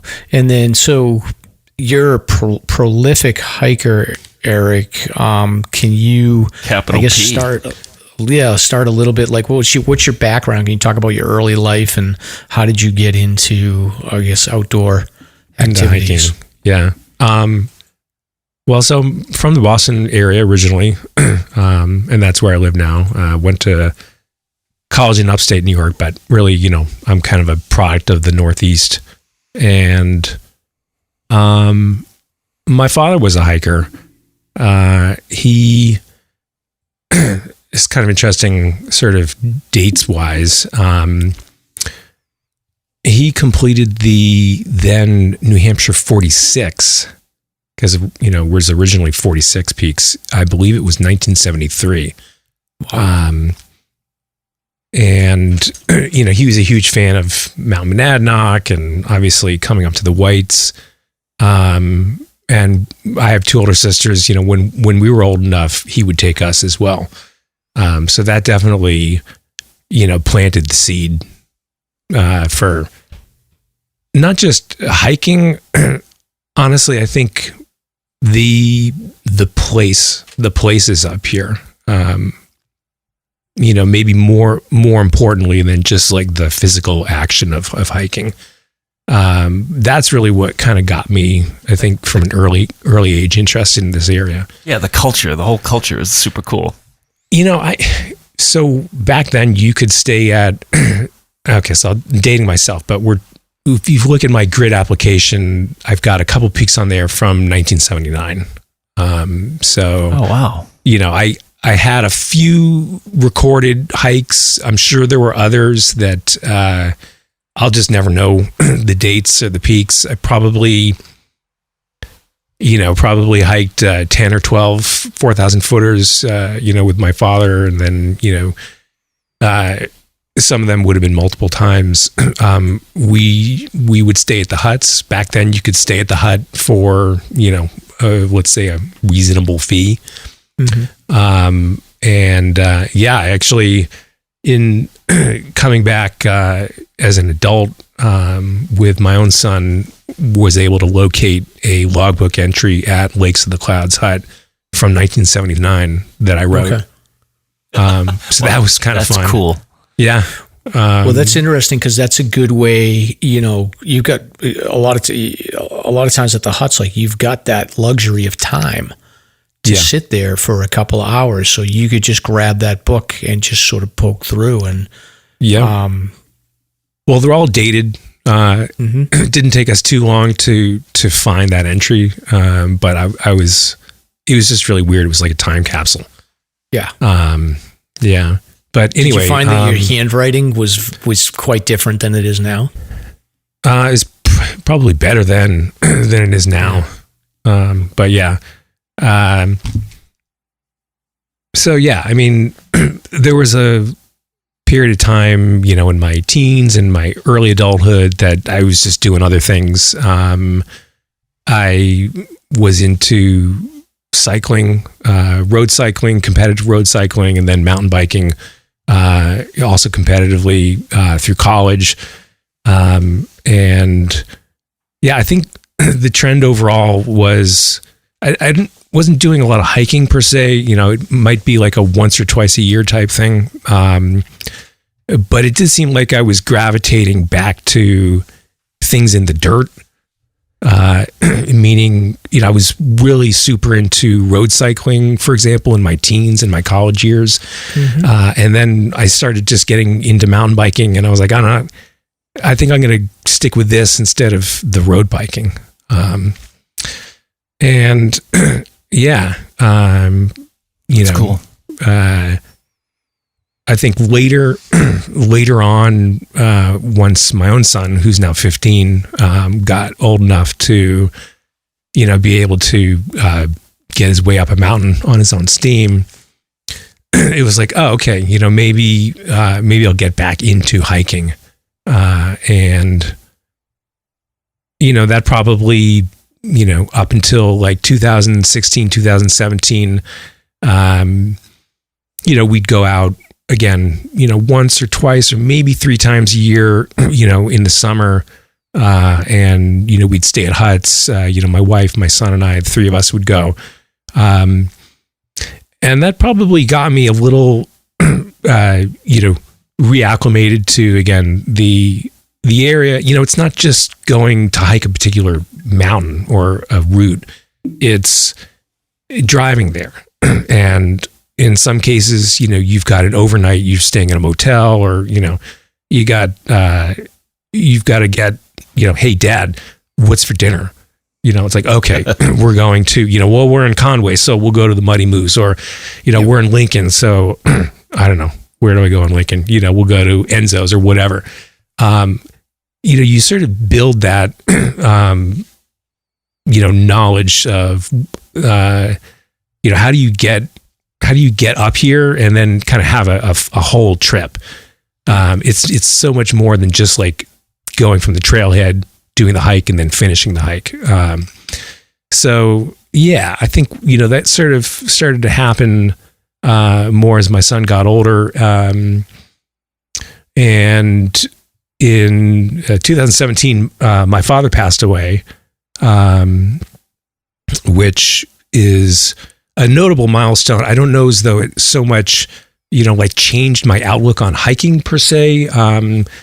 But I think it became more important, that kind of connection of that event and the regular, more or less weekly hike. I mean, I come up pretty much every week up here. I think what really kind of created a kind of a catalyst moment for me in terms of, in 2017, I had done a bunch of hikes with my son, my wife, and I had sort of started to, keep track of that 48 list. I essentially started over because, as I said, I only had, one hike that I had actually written down from so long ago. kind of started over saying, all right, I've got 2 out of 48. With this do-over, was this after your father passed, or did you get a chance to tell him, like, hey, Dad, I'm getting into this again? No, it was after. Okay. Yeah. So I think what really kind of made a big difference for me, and again, sort of random, but I think it was August that year, 2017, I got a, like some email newsletter from the AMC, and it was, any other day it might be something I would just delete. Like I might not even have read it.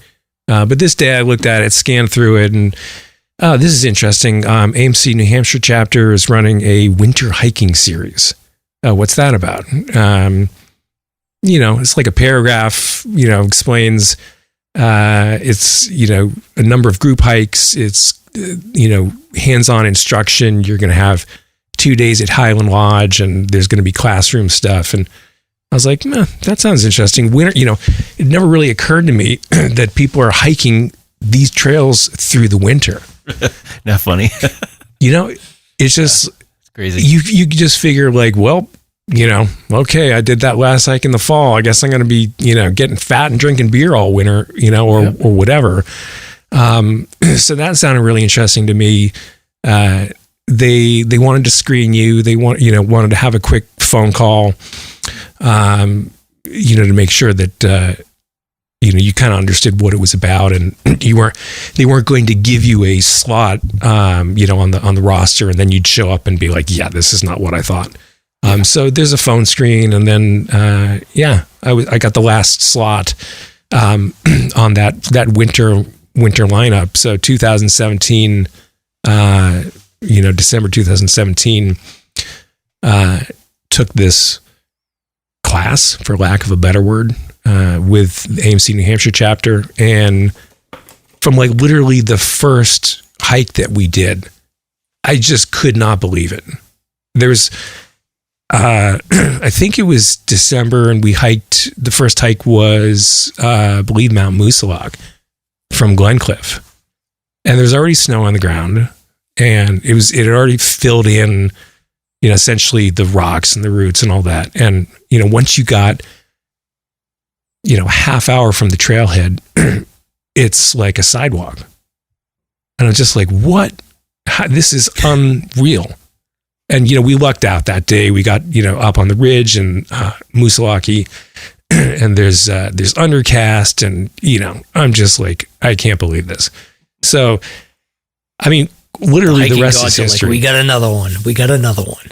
Oh my God. I I don't know as though I had been bitten like that in a long time by something. So yeah, I mean, honestly, the rest of the story just writes itself.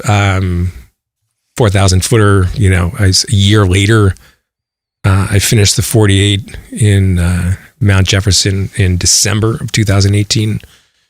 And I think it was maybe a year later or a year and a half later, finished the winter list and then the 4-season list.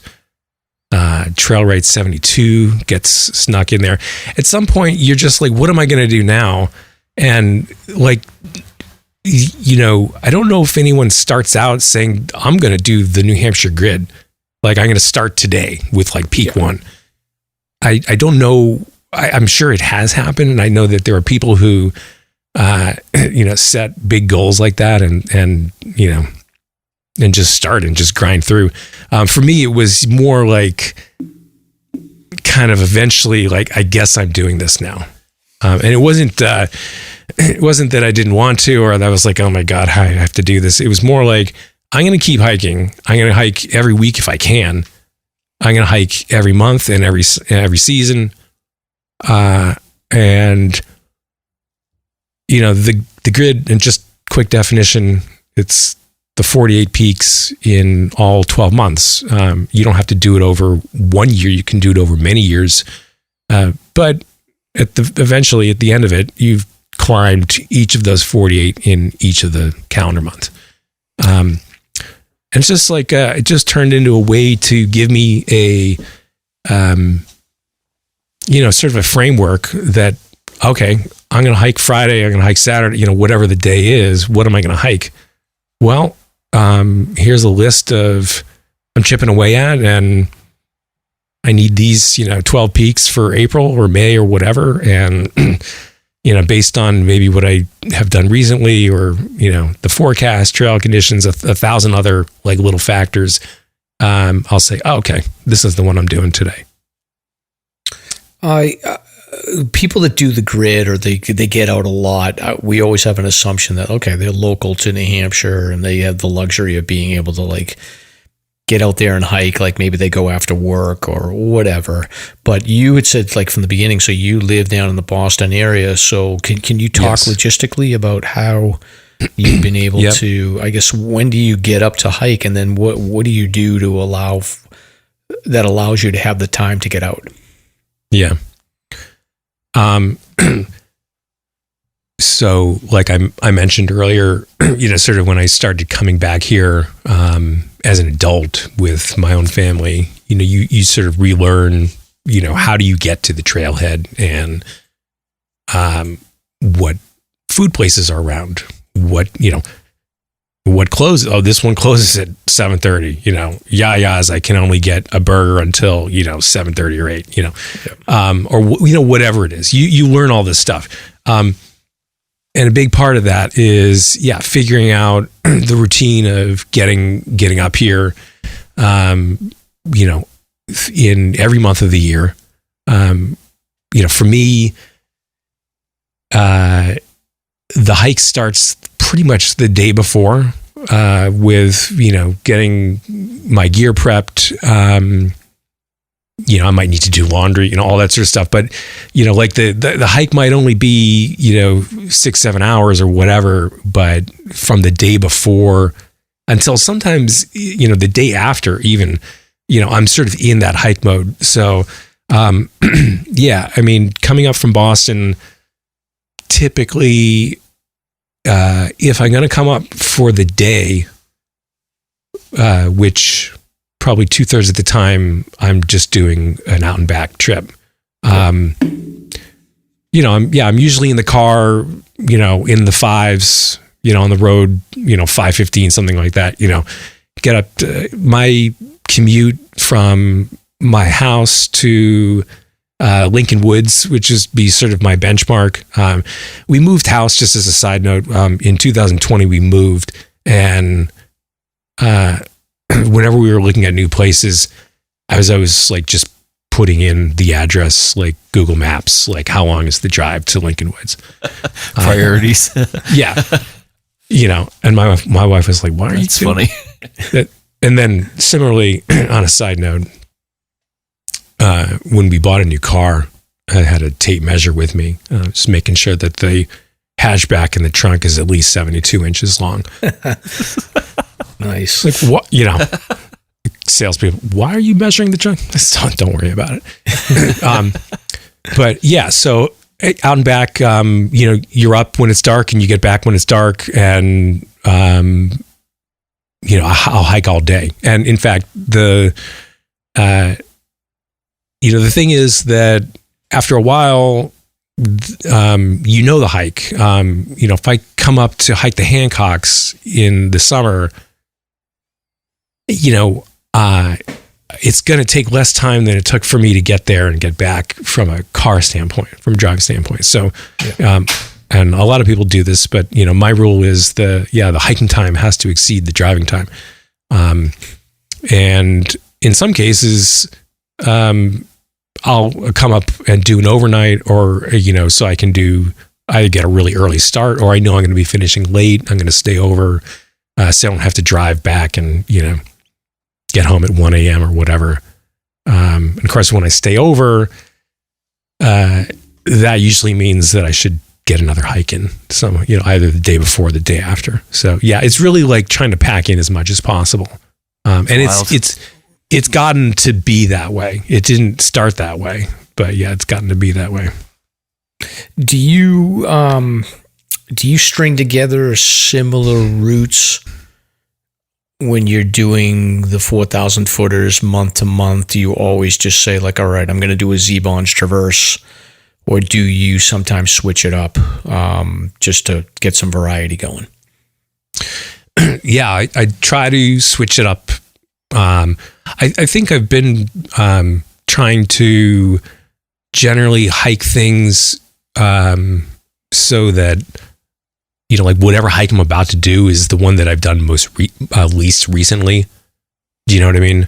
There's only one case I can think of where I did the same hike like 2 weeks in a row.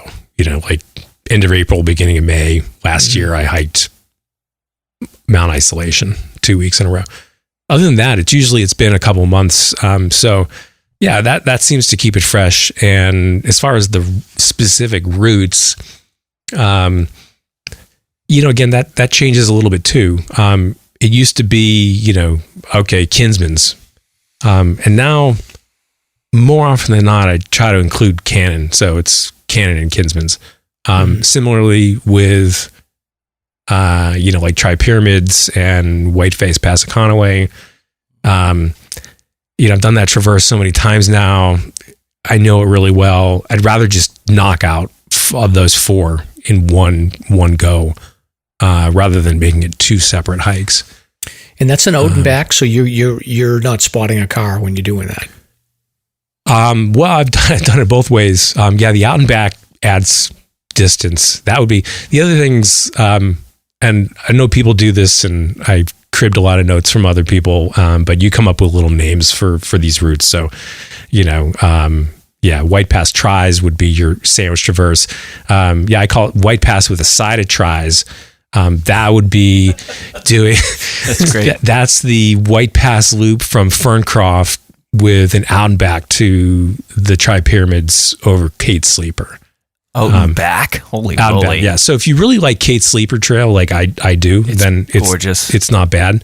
But yeah, it's that probably adds another like 4-ish miles versus just doing it as a traverse.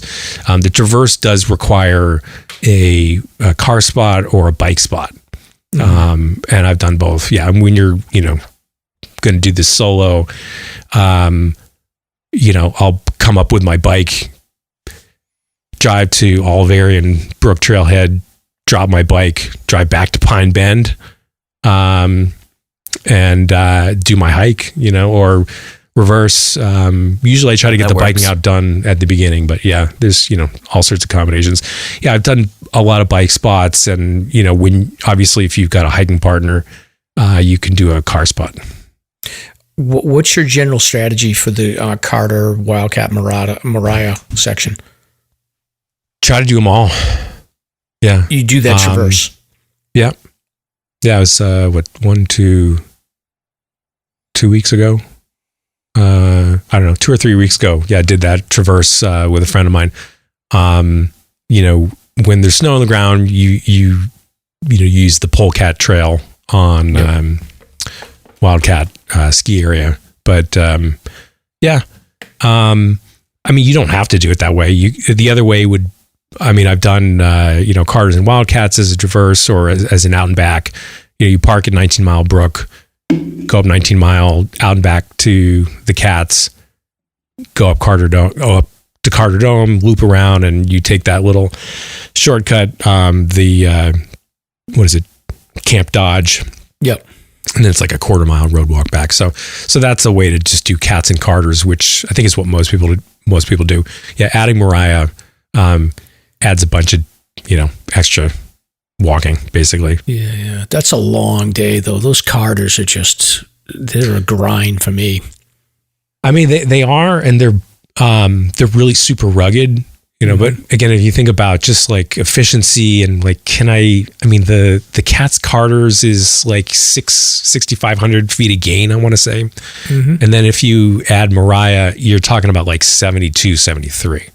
So, it's in terms of time on the trail, it's more efficient to do that. You just have to plan for a longer day, and it's like bring more food.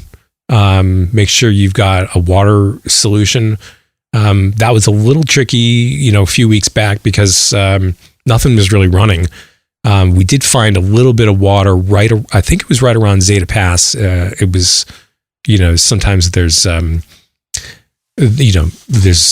water, there's melt water available. So we were okay, but there's a lot of planning, stuff like that. I could think of cases a few years ago where if I was going to do that with a friend, we would be texting and communicating back and forth like for days. What are we going to do? Where are we going to meet? What's plan B? What if we need to bail? Whatever. And now I think with the benefit of that stuff having been discussed and sorted out, now it's like, hey, do you want to do a WCM this weekend? Yeah, okay. What time do you want to meet? 6:30 at Bangor Street. Okay, and that's it. That's like the extent of planning. But because the planning it's already been done before. It's not because we're not being careful. So anyway, I don't know if that answered your question, but the tendency has been yeah.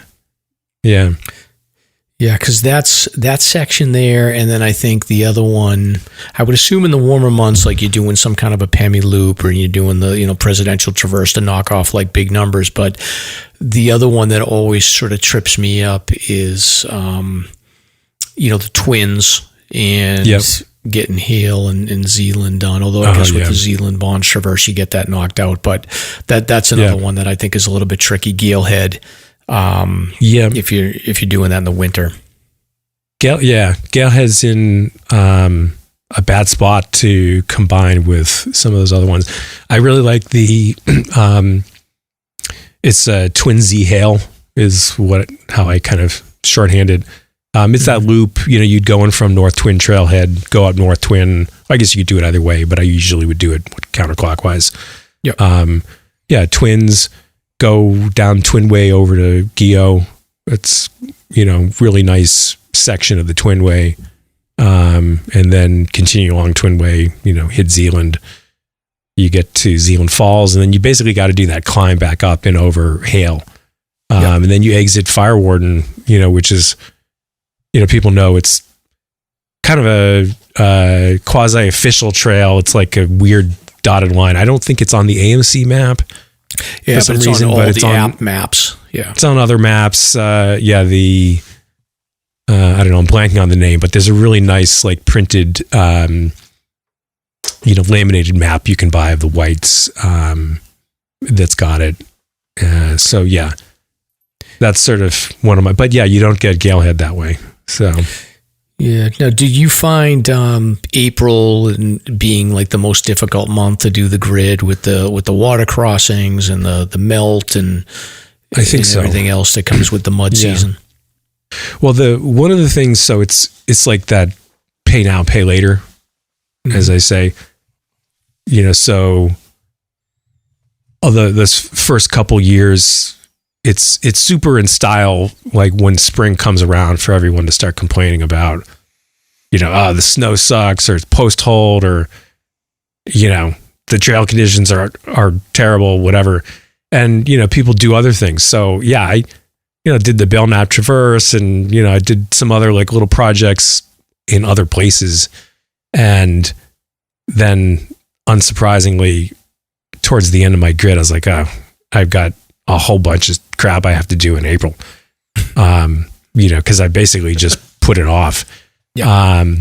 But, some years are different than others. The very beginning of April looks a lot like winter, and the snowpack is, just like winter. So, isolation is a good one to try to get done early, because it just turns into a real mess and whatnot. So yeah, you figure out where the pitfalls are. Some trails are better than others. When I did isolation in May, I did an out and back from Boot Spur Trail. So I was like so committed to just avoiding Rocky Branch. Right. And then, you see people, along Davis Path, getting close to the summit there, that came up Rocky Branch, and, it's their like the first time that they've been up isolation, and they might be, early on the list, and they just look like so demoralized, like having come up that way. So yeah, you figure that stuff out over time, and you get smarter about it, in terms of what's going to be, like less work than other possible routes, or other possible timing options. With your background in competitive competitive cycling, and it sounds like you're a cardio king type of guy, and I similar background running and cycling. But how do you stay motivated? Is that something that you've always had, where you've been able to just stay motivated with endurance activities, or do you eventually get bored and you're looking to switch things up? During the activity, or like just as a like long arc project to get out of bed and get in the car and go? I mean, so, my hiking schedule is, it's sort of varied over the years. There have been some periods of time where I've had flexibility to pick a day during the week and hike. And then there's been other cases, and now is a bit more like that, where I'm mostly weekend hiking, today notwithstanding. But yeah, it's like when, the only day I have to hike this week is like, this is the day, and the weather looks like crap. And, like, oh, like, I guess I'm going to be, looking at my list, and what I need is, I'm going to hike Osceolas, again, or whatever. Yeah, there can be some motivation, elements. There's been only probably like one or two cases where I woke up and I was like, I just can't do it. And that's usually been for some other, like I just didn't feel well or whatever.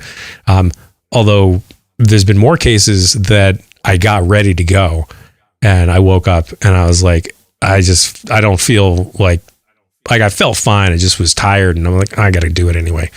So, and I have found, even motivationally, sometimes, you're just like blah, like I don't really feel like doing that at all. And especially if it's been a little while, like it's, if I missed a week, which, happens occasionally, and I'm like, I could take it or leave it. I actually know from experience now that once I'm out there on the trail, I'm going to be so happy that I decided to go. And that has always actually been the case. I literally cannot recall ever having a bad hike. But yeah, I might have had to play a little bit of, mind games with myself to get things going.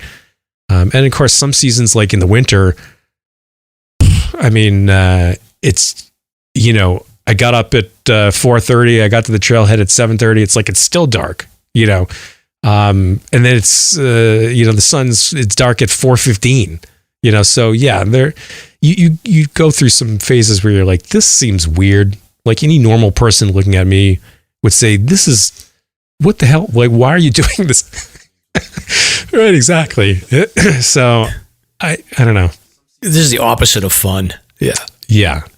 So, but you do end up finding your people, and there is a group of crazy hikers. You get to know them over time. But can you talk about that a little bit? Like, how have you been more of a solo person, or have you found your tribe and or have you been able to get out with a bunch of people and switch up? Because I find that's right now I found over the last probably year and a half, 2 years, that I did a lot of solo stuff, and now that I've been there, done that a bit, I found it's gone back and forth for me, connecting honestly, with people over the last couple of years. I talked about that winter hiking series. So when I started really, let's say, more seriously getting into hiking, I was doing these group hikes.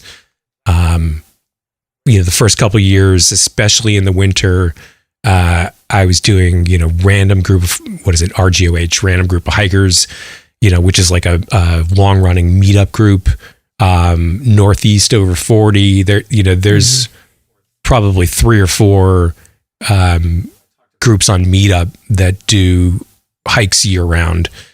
In addition to the AMC hikes, which are also happening. So yeah, I was doing all sorts of stuff like that. I mean, dozens and dozens of those. And I through those interactions with other, literally just like random hikers, I did meet other people who then became, regular hiking partners, not through meetups, just stuff that we were doing, on the side. So I met people that way, and met people through social media. So yeah, that's part of my background. I think once I got into this mission mode with the grid, with we'll say G1, grid 1, there were a lot of cases where the hike that I wanted to do / needed to do, or hikes, like if I was going to do 2 hikes in a day, and the day a week that I had to do, it's just like the juice was not worth the squeeze to try to find a partner. So I just became comfortable, honestly, with being able to do some of these solo hikes. And at this point, I'll literally just do anything, solo or not. It does, I am generally, doing the same routes repeatedly. And just on a side note, because that's something that people think about or talk about with, the grid is, so you're just doing the same thing over and over, the same routes. It's technically, yeah. And that's one way to look at it. Something that's become really important and sort of meaningful for me is the familiarity of the mountains up here. They feel like home, in a weird way. And I know a lot of people feel that way. Other gridders, there's a lot of people doing what I'm doing too. Let's just put that out there. I'm not unique. But yeah, just, really feeling comfortable up here, as a place that I wanted to spend time, whether I'm, going sort of slow or fast. I, want to be able to, sort of smell the roses proverbially, listen to the birds and all that. So, I think I just sort of got comfortable with being able to get the hikes done, whether I had company or not. And again, I just like being here. So I didn't necessarily need someone to talk to. That being said, and people who I hike with a lot will probably tell you, I need to be entertained. So, so if I'm hiking with people, you better bring some conversation. There's got to be some entertainment value. Otherwise, I might as well just be hiking by myself. Yeah. So, and I try to bring it too. I try to be, honestly, the hikers that I partner with, for the most part, are other solo hikers. And so the philosophy is very similar. And, you know, we get together and, you know, whoever it is, and we connect. And, you know, I think I also prefer hiking with, ideally, you know, if I'm going to hike with someone, with just one other person, you know, maybe 2 or 3 is okay, in total, or, you know, 3 or 4 people in total. But, yeah, generally I'm not going in big groups. But I have done that. That is in my background, and I have no problem with other groups. But yeah, for me personally, yeah, being solo or in a small group seems to be my sweet spot. Got it. And then as far as the routes go, do you have any like weird out of the norm trails? Like, are you going up like Israel Ridge when you have to do like Adams and Jefferson, or is there anything that sticks out to you as far as your routes that you think people would hear and go, oh wow, I would have never thought to go that way? Okay, well, Boot Spur was a good example to get to isolation, but is there any others? Right. Yeah. Well, probably a whole bunch. I mean, yeah, the Boot Spur, and you can go up Glen Boulder Trail out and back. Yeah, I've done that one too. That's fine. I just like Boot Spur better than Glen Boulder, or Slide Peak, I guess is the one that's close there. But yeah, I mean, I mentioned that, you know, White Tri Pass, you know, the Sandwich Traverse is what people call it. That one, you know, I've got different stories. Usually when things get weird, it's usually in winter conditions or spring conditions. You know, and I've heard other people doing this too. So this is not something that I invented, but if you're going to go from, well, I guess in either direction, but the issue is that the South Tri-Pyramid Slide gets snow on it at a high angle. It could be avalanche prone, but it's definitely slip, fall, and go for a long slide prone. Yep. And I've been both at the, you know, Kate Sleeper Junction trying to go west, as well as at the top of South Tri-Pyramid trying to go east, and looking at that, you know, slide and saying, this doesn't seem good. Long story short, you can bushwhack from the summit of South Tri-Pyramid pretty much directly down to Kate Sleeper Trail. And that avoids the slide altogether, and it just makes it much safer, in my opinion. And so I don't know if I call that a weird route, but it's definitely kind of a hack. And again, you know, in the case where you're just going to do all 4 in one go, if you're going to do that in, you know, winter conditions, that's really helpful to know that that's a sort of a cut you can take. So yeah, I mean, there's lots of other examples. I haven't done that Israel Ridge. I did do Castle Ridge. My friend Eric, that's another thing, is a lot of hikers up here named Eric. Yeah, I noticed that. So yeah, but anyway, this is my other friend Eric, Not Sweet, Eric Munch, if people know him. But yeah, I was like, hey, I think I needed Jefferson for my winter list or something, and he said, oh, well, what if we make it a jam? You know, Jefferson, Adams, Madison. And I said, okay, fine, whatever. And it was, I think 4 of us were going, and you know, usually you would do some kind of a, you know, valleyway, maybe go down Jewel Trail or whatever. But no, he's like, oh, well, let's go up Castle Trail. Well, long story short, in the winter, yeah, we broke out that whole trail from the highway. It took us 5 hours from Route 2 to summit Mount Jefferson. 10 minutes after we get to the summit, like a group of like high school kids come up after us. like if we had just waited to start later, like they would have done all the work. Yeah. But yeah.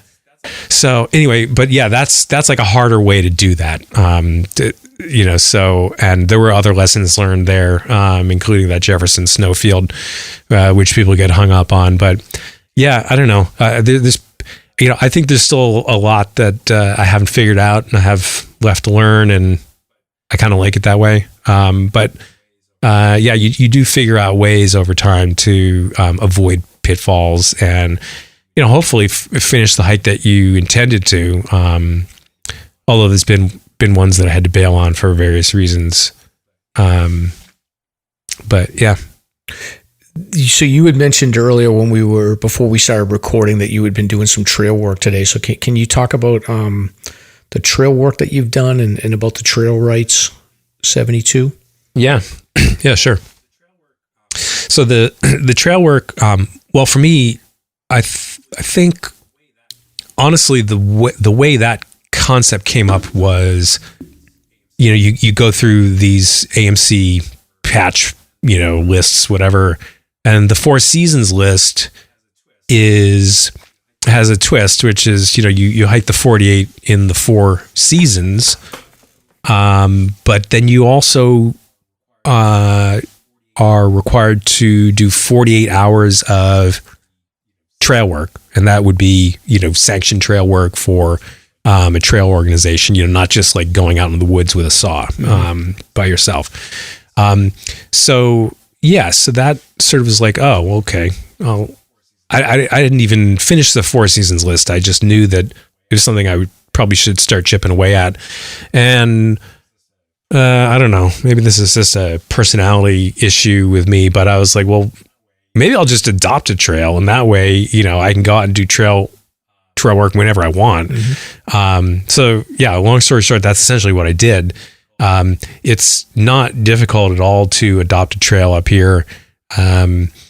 There for the White Mountain National Forest, each district, so, Pemi district, Saco and Androscoggin, they each have their own trail adopter programs and the various trails that are in those areas. So, for whatever reason, I just got connected with this guy, Bruce Richards, who is a volunteer himself, but he is the volunteer liaison for the Pemi district trail adopter program. And, just a side note for other people that might be interested, if, you want to know, I wonder if there's any trails that need adoption right now.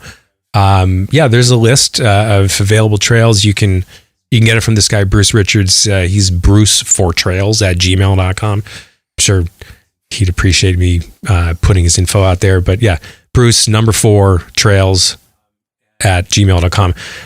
And yeah, he's funny. He's one of these guys who a long time, like a lifetime hiker, I think discovered that he likes trail work more than peak bagging. So when you see him out on the trail, he's working, and he's like retired, but I think he's doing 3 or 4 days of trail work a week. So, some people really get into it. And so I adopted this trail. This is in 2020.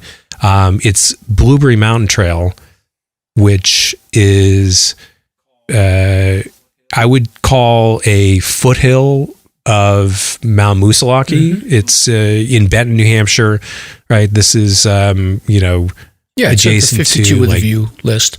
Yeah, exactly. And yeah, it's a sweet mountain. It's the trail itself is, there are 2 approaches, like there's a northern and a southern terminus that obviously both go to the summit. The whole trail end to end. So, from the south terminus over the summit to the north terminus is 4.5 miles. So, when I do trail work, and I'll talk a little bit about what that entails, but when I do trail work, I basically am driving up, parking at the southern terminus, and then I just hike out and back to the north terminus. So I summit twice, and that system actually works really well because I can, I can sort of gauge how much work I'm going to have to do on my way out. And then, if there's 20 blowdowns, like I might not have the time, energy, or just will to take all of them out. But by the time I get to, that far trailhead, I've seen all the work that needs to be done. And I'm like, all right, I'll take out these 10 or 12 or what, like the ones that are really blocking. And then I'll leave some of these other ones for another day because those are step overs. You know, like no one is going to create a herd path around that log or that fallen tree. So anyway, that's kind of the strategy. And yeah, it's a super nice trail. The summit itself is like 2,600 feet. So it's not like a huge lift. Yeah, it's been on our radar for my wife and I. Yeah. Yeah, it's great hike I think it's a great family hike. You know, there's nothing that's really going to create problems in terms of footing.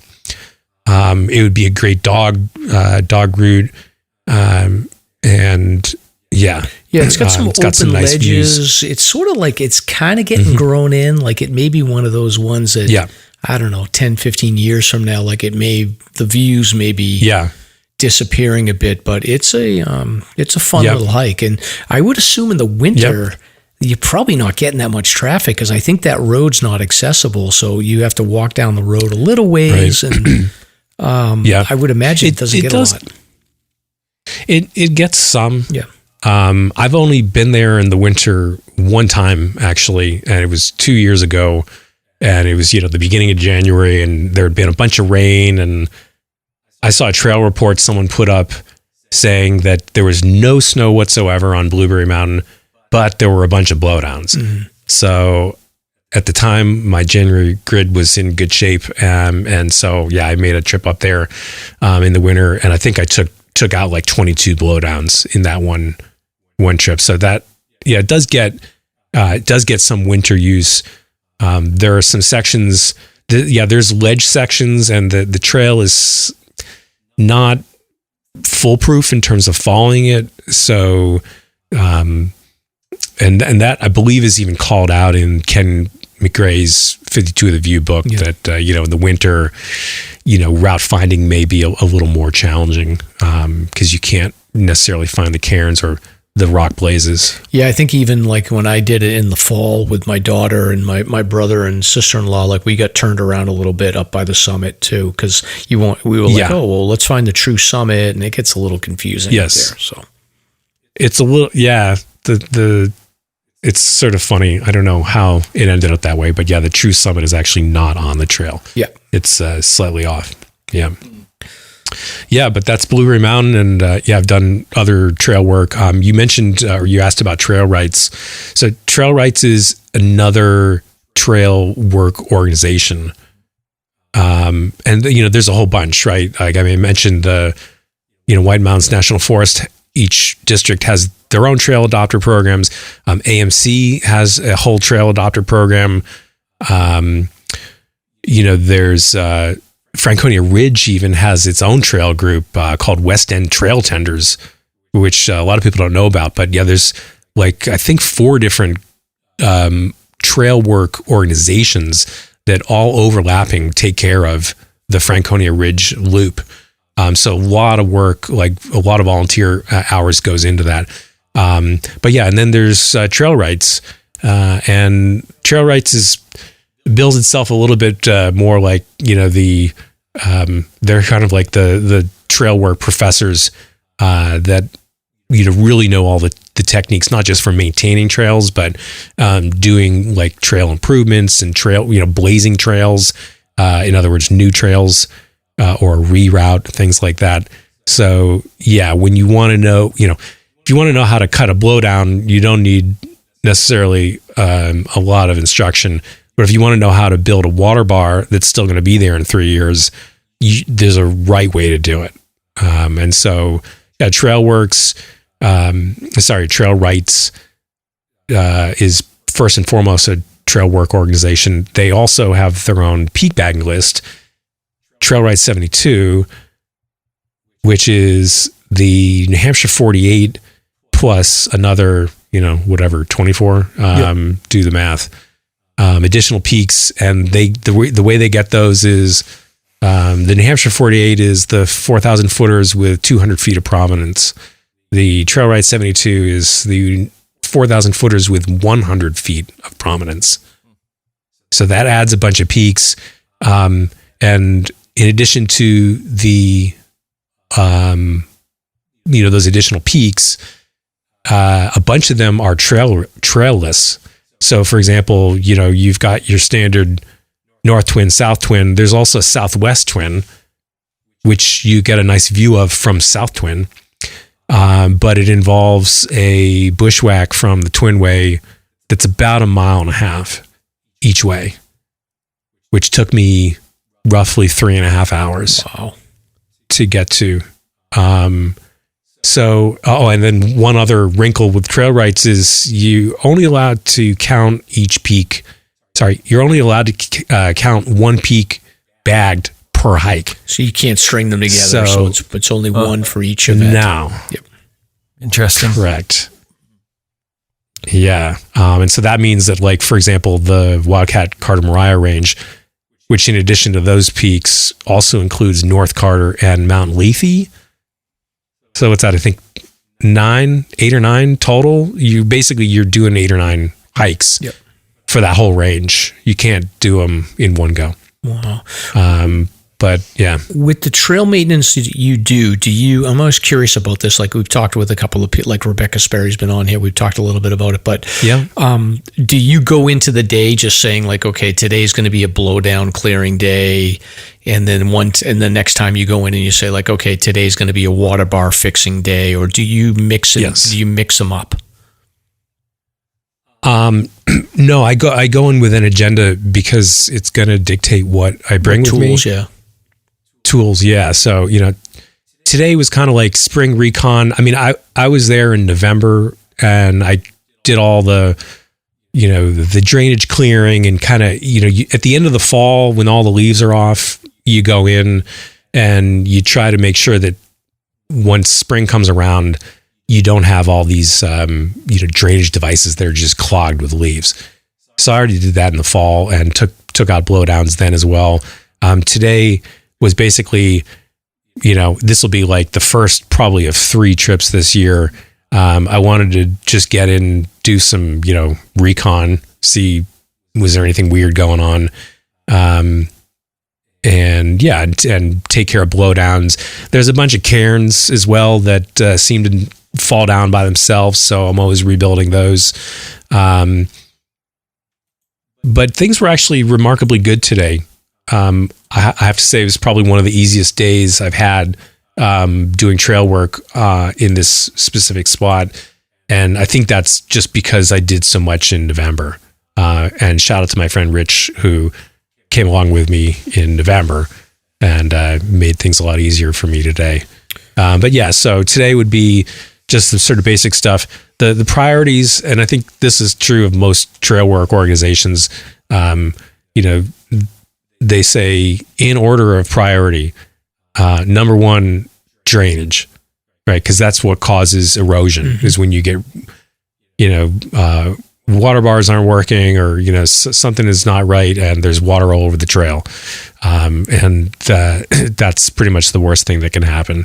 So that's the first priority is, make sure drainage are sorted out. Second would be your blowdowns and anything that's blocking the trail.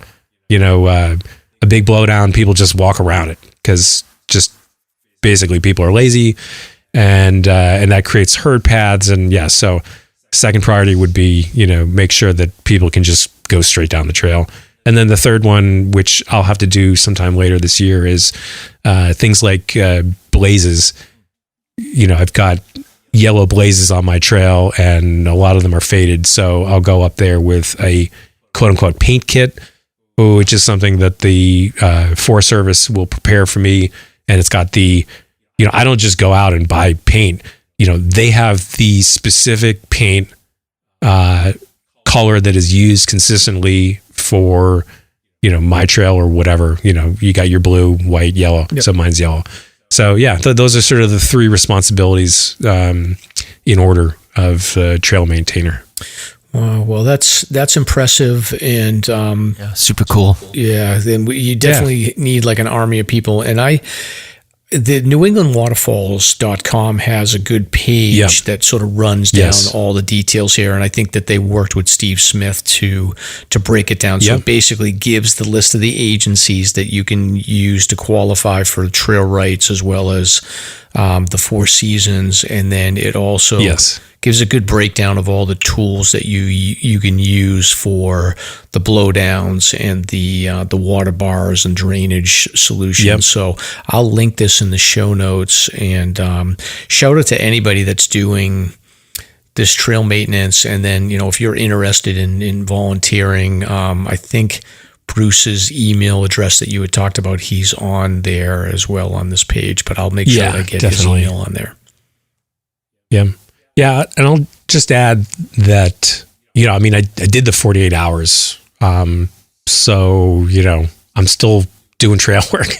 And I plan to continue to do it. I might, decide that I want to try a different trail and let someone else, sort of pick up where I'm leaving off from Blueberry Mountain. But, you very quickly get this sense of, oh, this is my responsibility now. And I want to make sure that, you think of, some parent coming up the trail with, a baby carrier on their back and, this is why I need to make sure that this blowdown is clear, because they might not get over it, or they might, fall, or, just things like that. You sort of don't really look at trails the same way again, when you have that. And it's been super rewarding. And, the sort of the vibe of coming up and spending a day doing trail work is different, and therefore I think a nice, refreshing kind of break or departure from peak bagging. Yeah. But that being said, I like Blueberry Mountain when I saw what the options were to adopt, and that was one of them. I said, oh, that's cool. It's on 52 with a view, and it's across the street from Glencliff Trailhead. So, I can finish my trail work and then I can go across the street and bang out Moosalok real quick. And that has happened a couple times, but usually it doesn't, because I'm just, I'm kind of cooked from, using the whole body to take out blowdowns and clear drainages and stuff like that. But yeah, it's definitely would recommend it to other people. And there's a lot of other trail work that's happening that you can volunteer for. You don't have to adopt a trail and make this big commitment. It's actually not a huge commitment. But yeah, you can sign up and just do a day, with the AMC or, with Trailwrights. In the Belknap range, there's Bratz, Belknap range, what is it? Trail Tenders? I don't know. BRATT. Anyway, they're Waterville, probably WVAIA, they probably have a list. So I think whatever's kind of convenient, or a place that you might want to, get to know better, more than likely you can find a trail that needs someone to take care of it. Yeah, I think the Benton Trail that I was on the other weekend definitely needs some love right now. But Eric, this has been great. I could probably talk to you for another 2 hours or so, but we've only got so many gigabytes that we can hold in these files for the podcast. We don't want to exceed the gigabyte limit. Exactly. But so I think I've learned about level 42. We've learned about trail maintenance. We've learned about how you do all these crazy routes. So it's been good, man. And you don't seem to be bored at all with this stuff, which is impressive. Yeah, no kidding. Remarkably not. You mean in this podcast or just in general? Well, probably the podcast and in general. We haven't that was vague. Deliberately vague. Yeah. No, my wife can't figure it out. That how am I not bored with this? But I think it just goes back to that one thing I said is I just I just like being here. Yeah. So I'm going to be doing these hikes one way or the other. Yeah, and shout out to your wife too, because oh my God, giving you that was rude autonomy. That was what I wanted to ask you about. How does that work? What's that? It's just family dynamics and hiking and yeah. I mean, I'm lucky. It's different for everybody. Yeah, I'm lucky that my family supports these pursuits, and I think probably I'm a better person if I hypothetically were to stop hiking for a period of time. I think people would be telling me, dude, you have to go hiking again because I'd be less fun to be around. Cheaper than therapy. Oh, for sure. Yeah. So, all right. But absolutely. Yeah. I think we're going to skip the search and rescue news, so we're out of time at this point. But Eric, this was great. We definitely want to have you come back on again. We can talk forever on this. We didn't even get into like what you're doing with the 52 with a view, or what you got. Do you have plans to get out of New England at all? So we'll cover that next time we have you on. Yeah. Next time you come on, you should come on when you haven't hiked for like a month and a half. Oh my God. Yeah. Well, we'll see about that. Right. Yeah. Well, thanks for having me on, guys. Yeah, it's been great. And for the listeners, we'll catch up with you next week. Thank you for listening. If you enjoyed the show, you can subscribe on Apple Podcasts, Spotify, Podbean, YouTube, or wherever you listen to podcasts. If you want to learn more about the topics covered in today's show, please check out the show notes and safety information at SLASRPodcast.com. That's SLASRPodcast.com. You can also follow the show on Facebook and Instagram. We hope you'll join us next week for another great show. Until then, on behalf of Mike and Stomp, get out there and crush some mega peaks. Now covered in scratches, blisters, and bug bites, Chris Staff wanted to complete his most challenging day hike ever. Fish and Game officers say the hiker from Florida activated an emergency beacon yesterday morning. He was hiking along the Appalachian Trail when the weather started to get worse. Officials say the snow was piled up to 3 feet in some spots, and there was a wind chill of -1 degree. And there's 3 words to describe this race. Do we all know what they are? Lieutenant James Nealon, New Hampshire Fish and Game. Lieutenant, thanks for being with us today. Thanks for having me. What are some of the most common mistakes you see people make when they're heading out on the trails to hike here in New Hampshire? It seems to me the most common is being unprepared, and I think if they just simply visited hikesafe.com and got a list of the 10 essential items and had those in their packs, they probably would have no need to ever call us at all.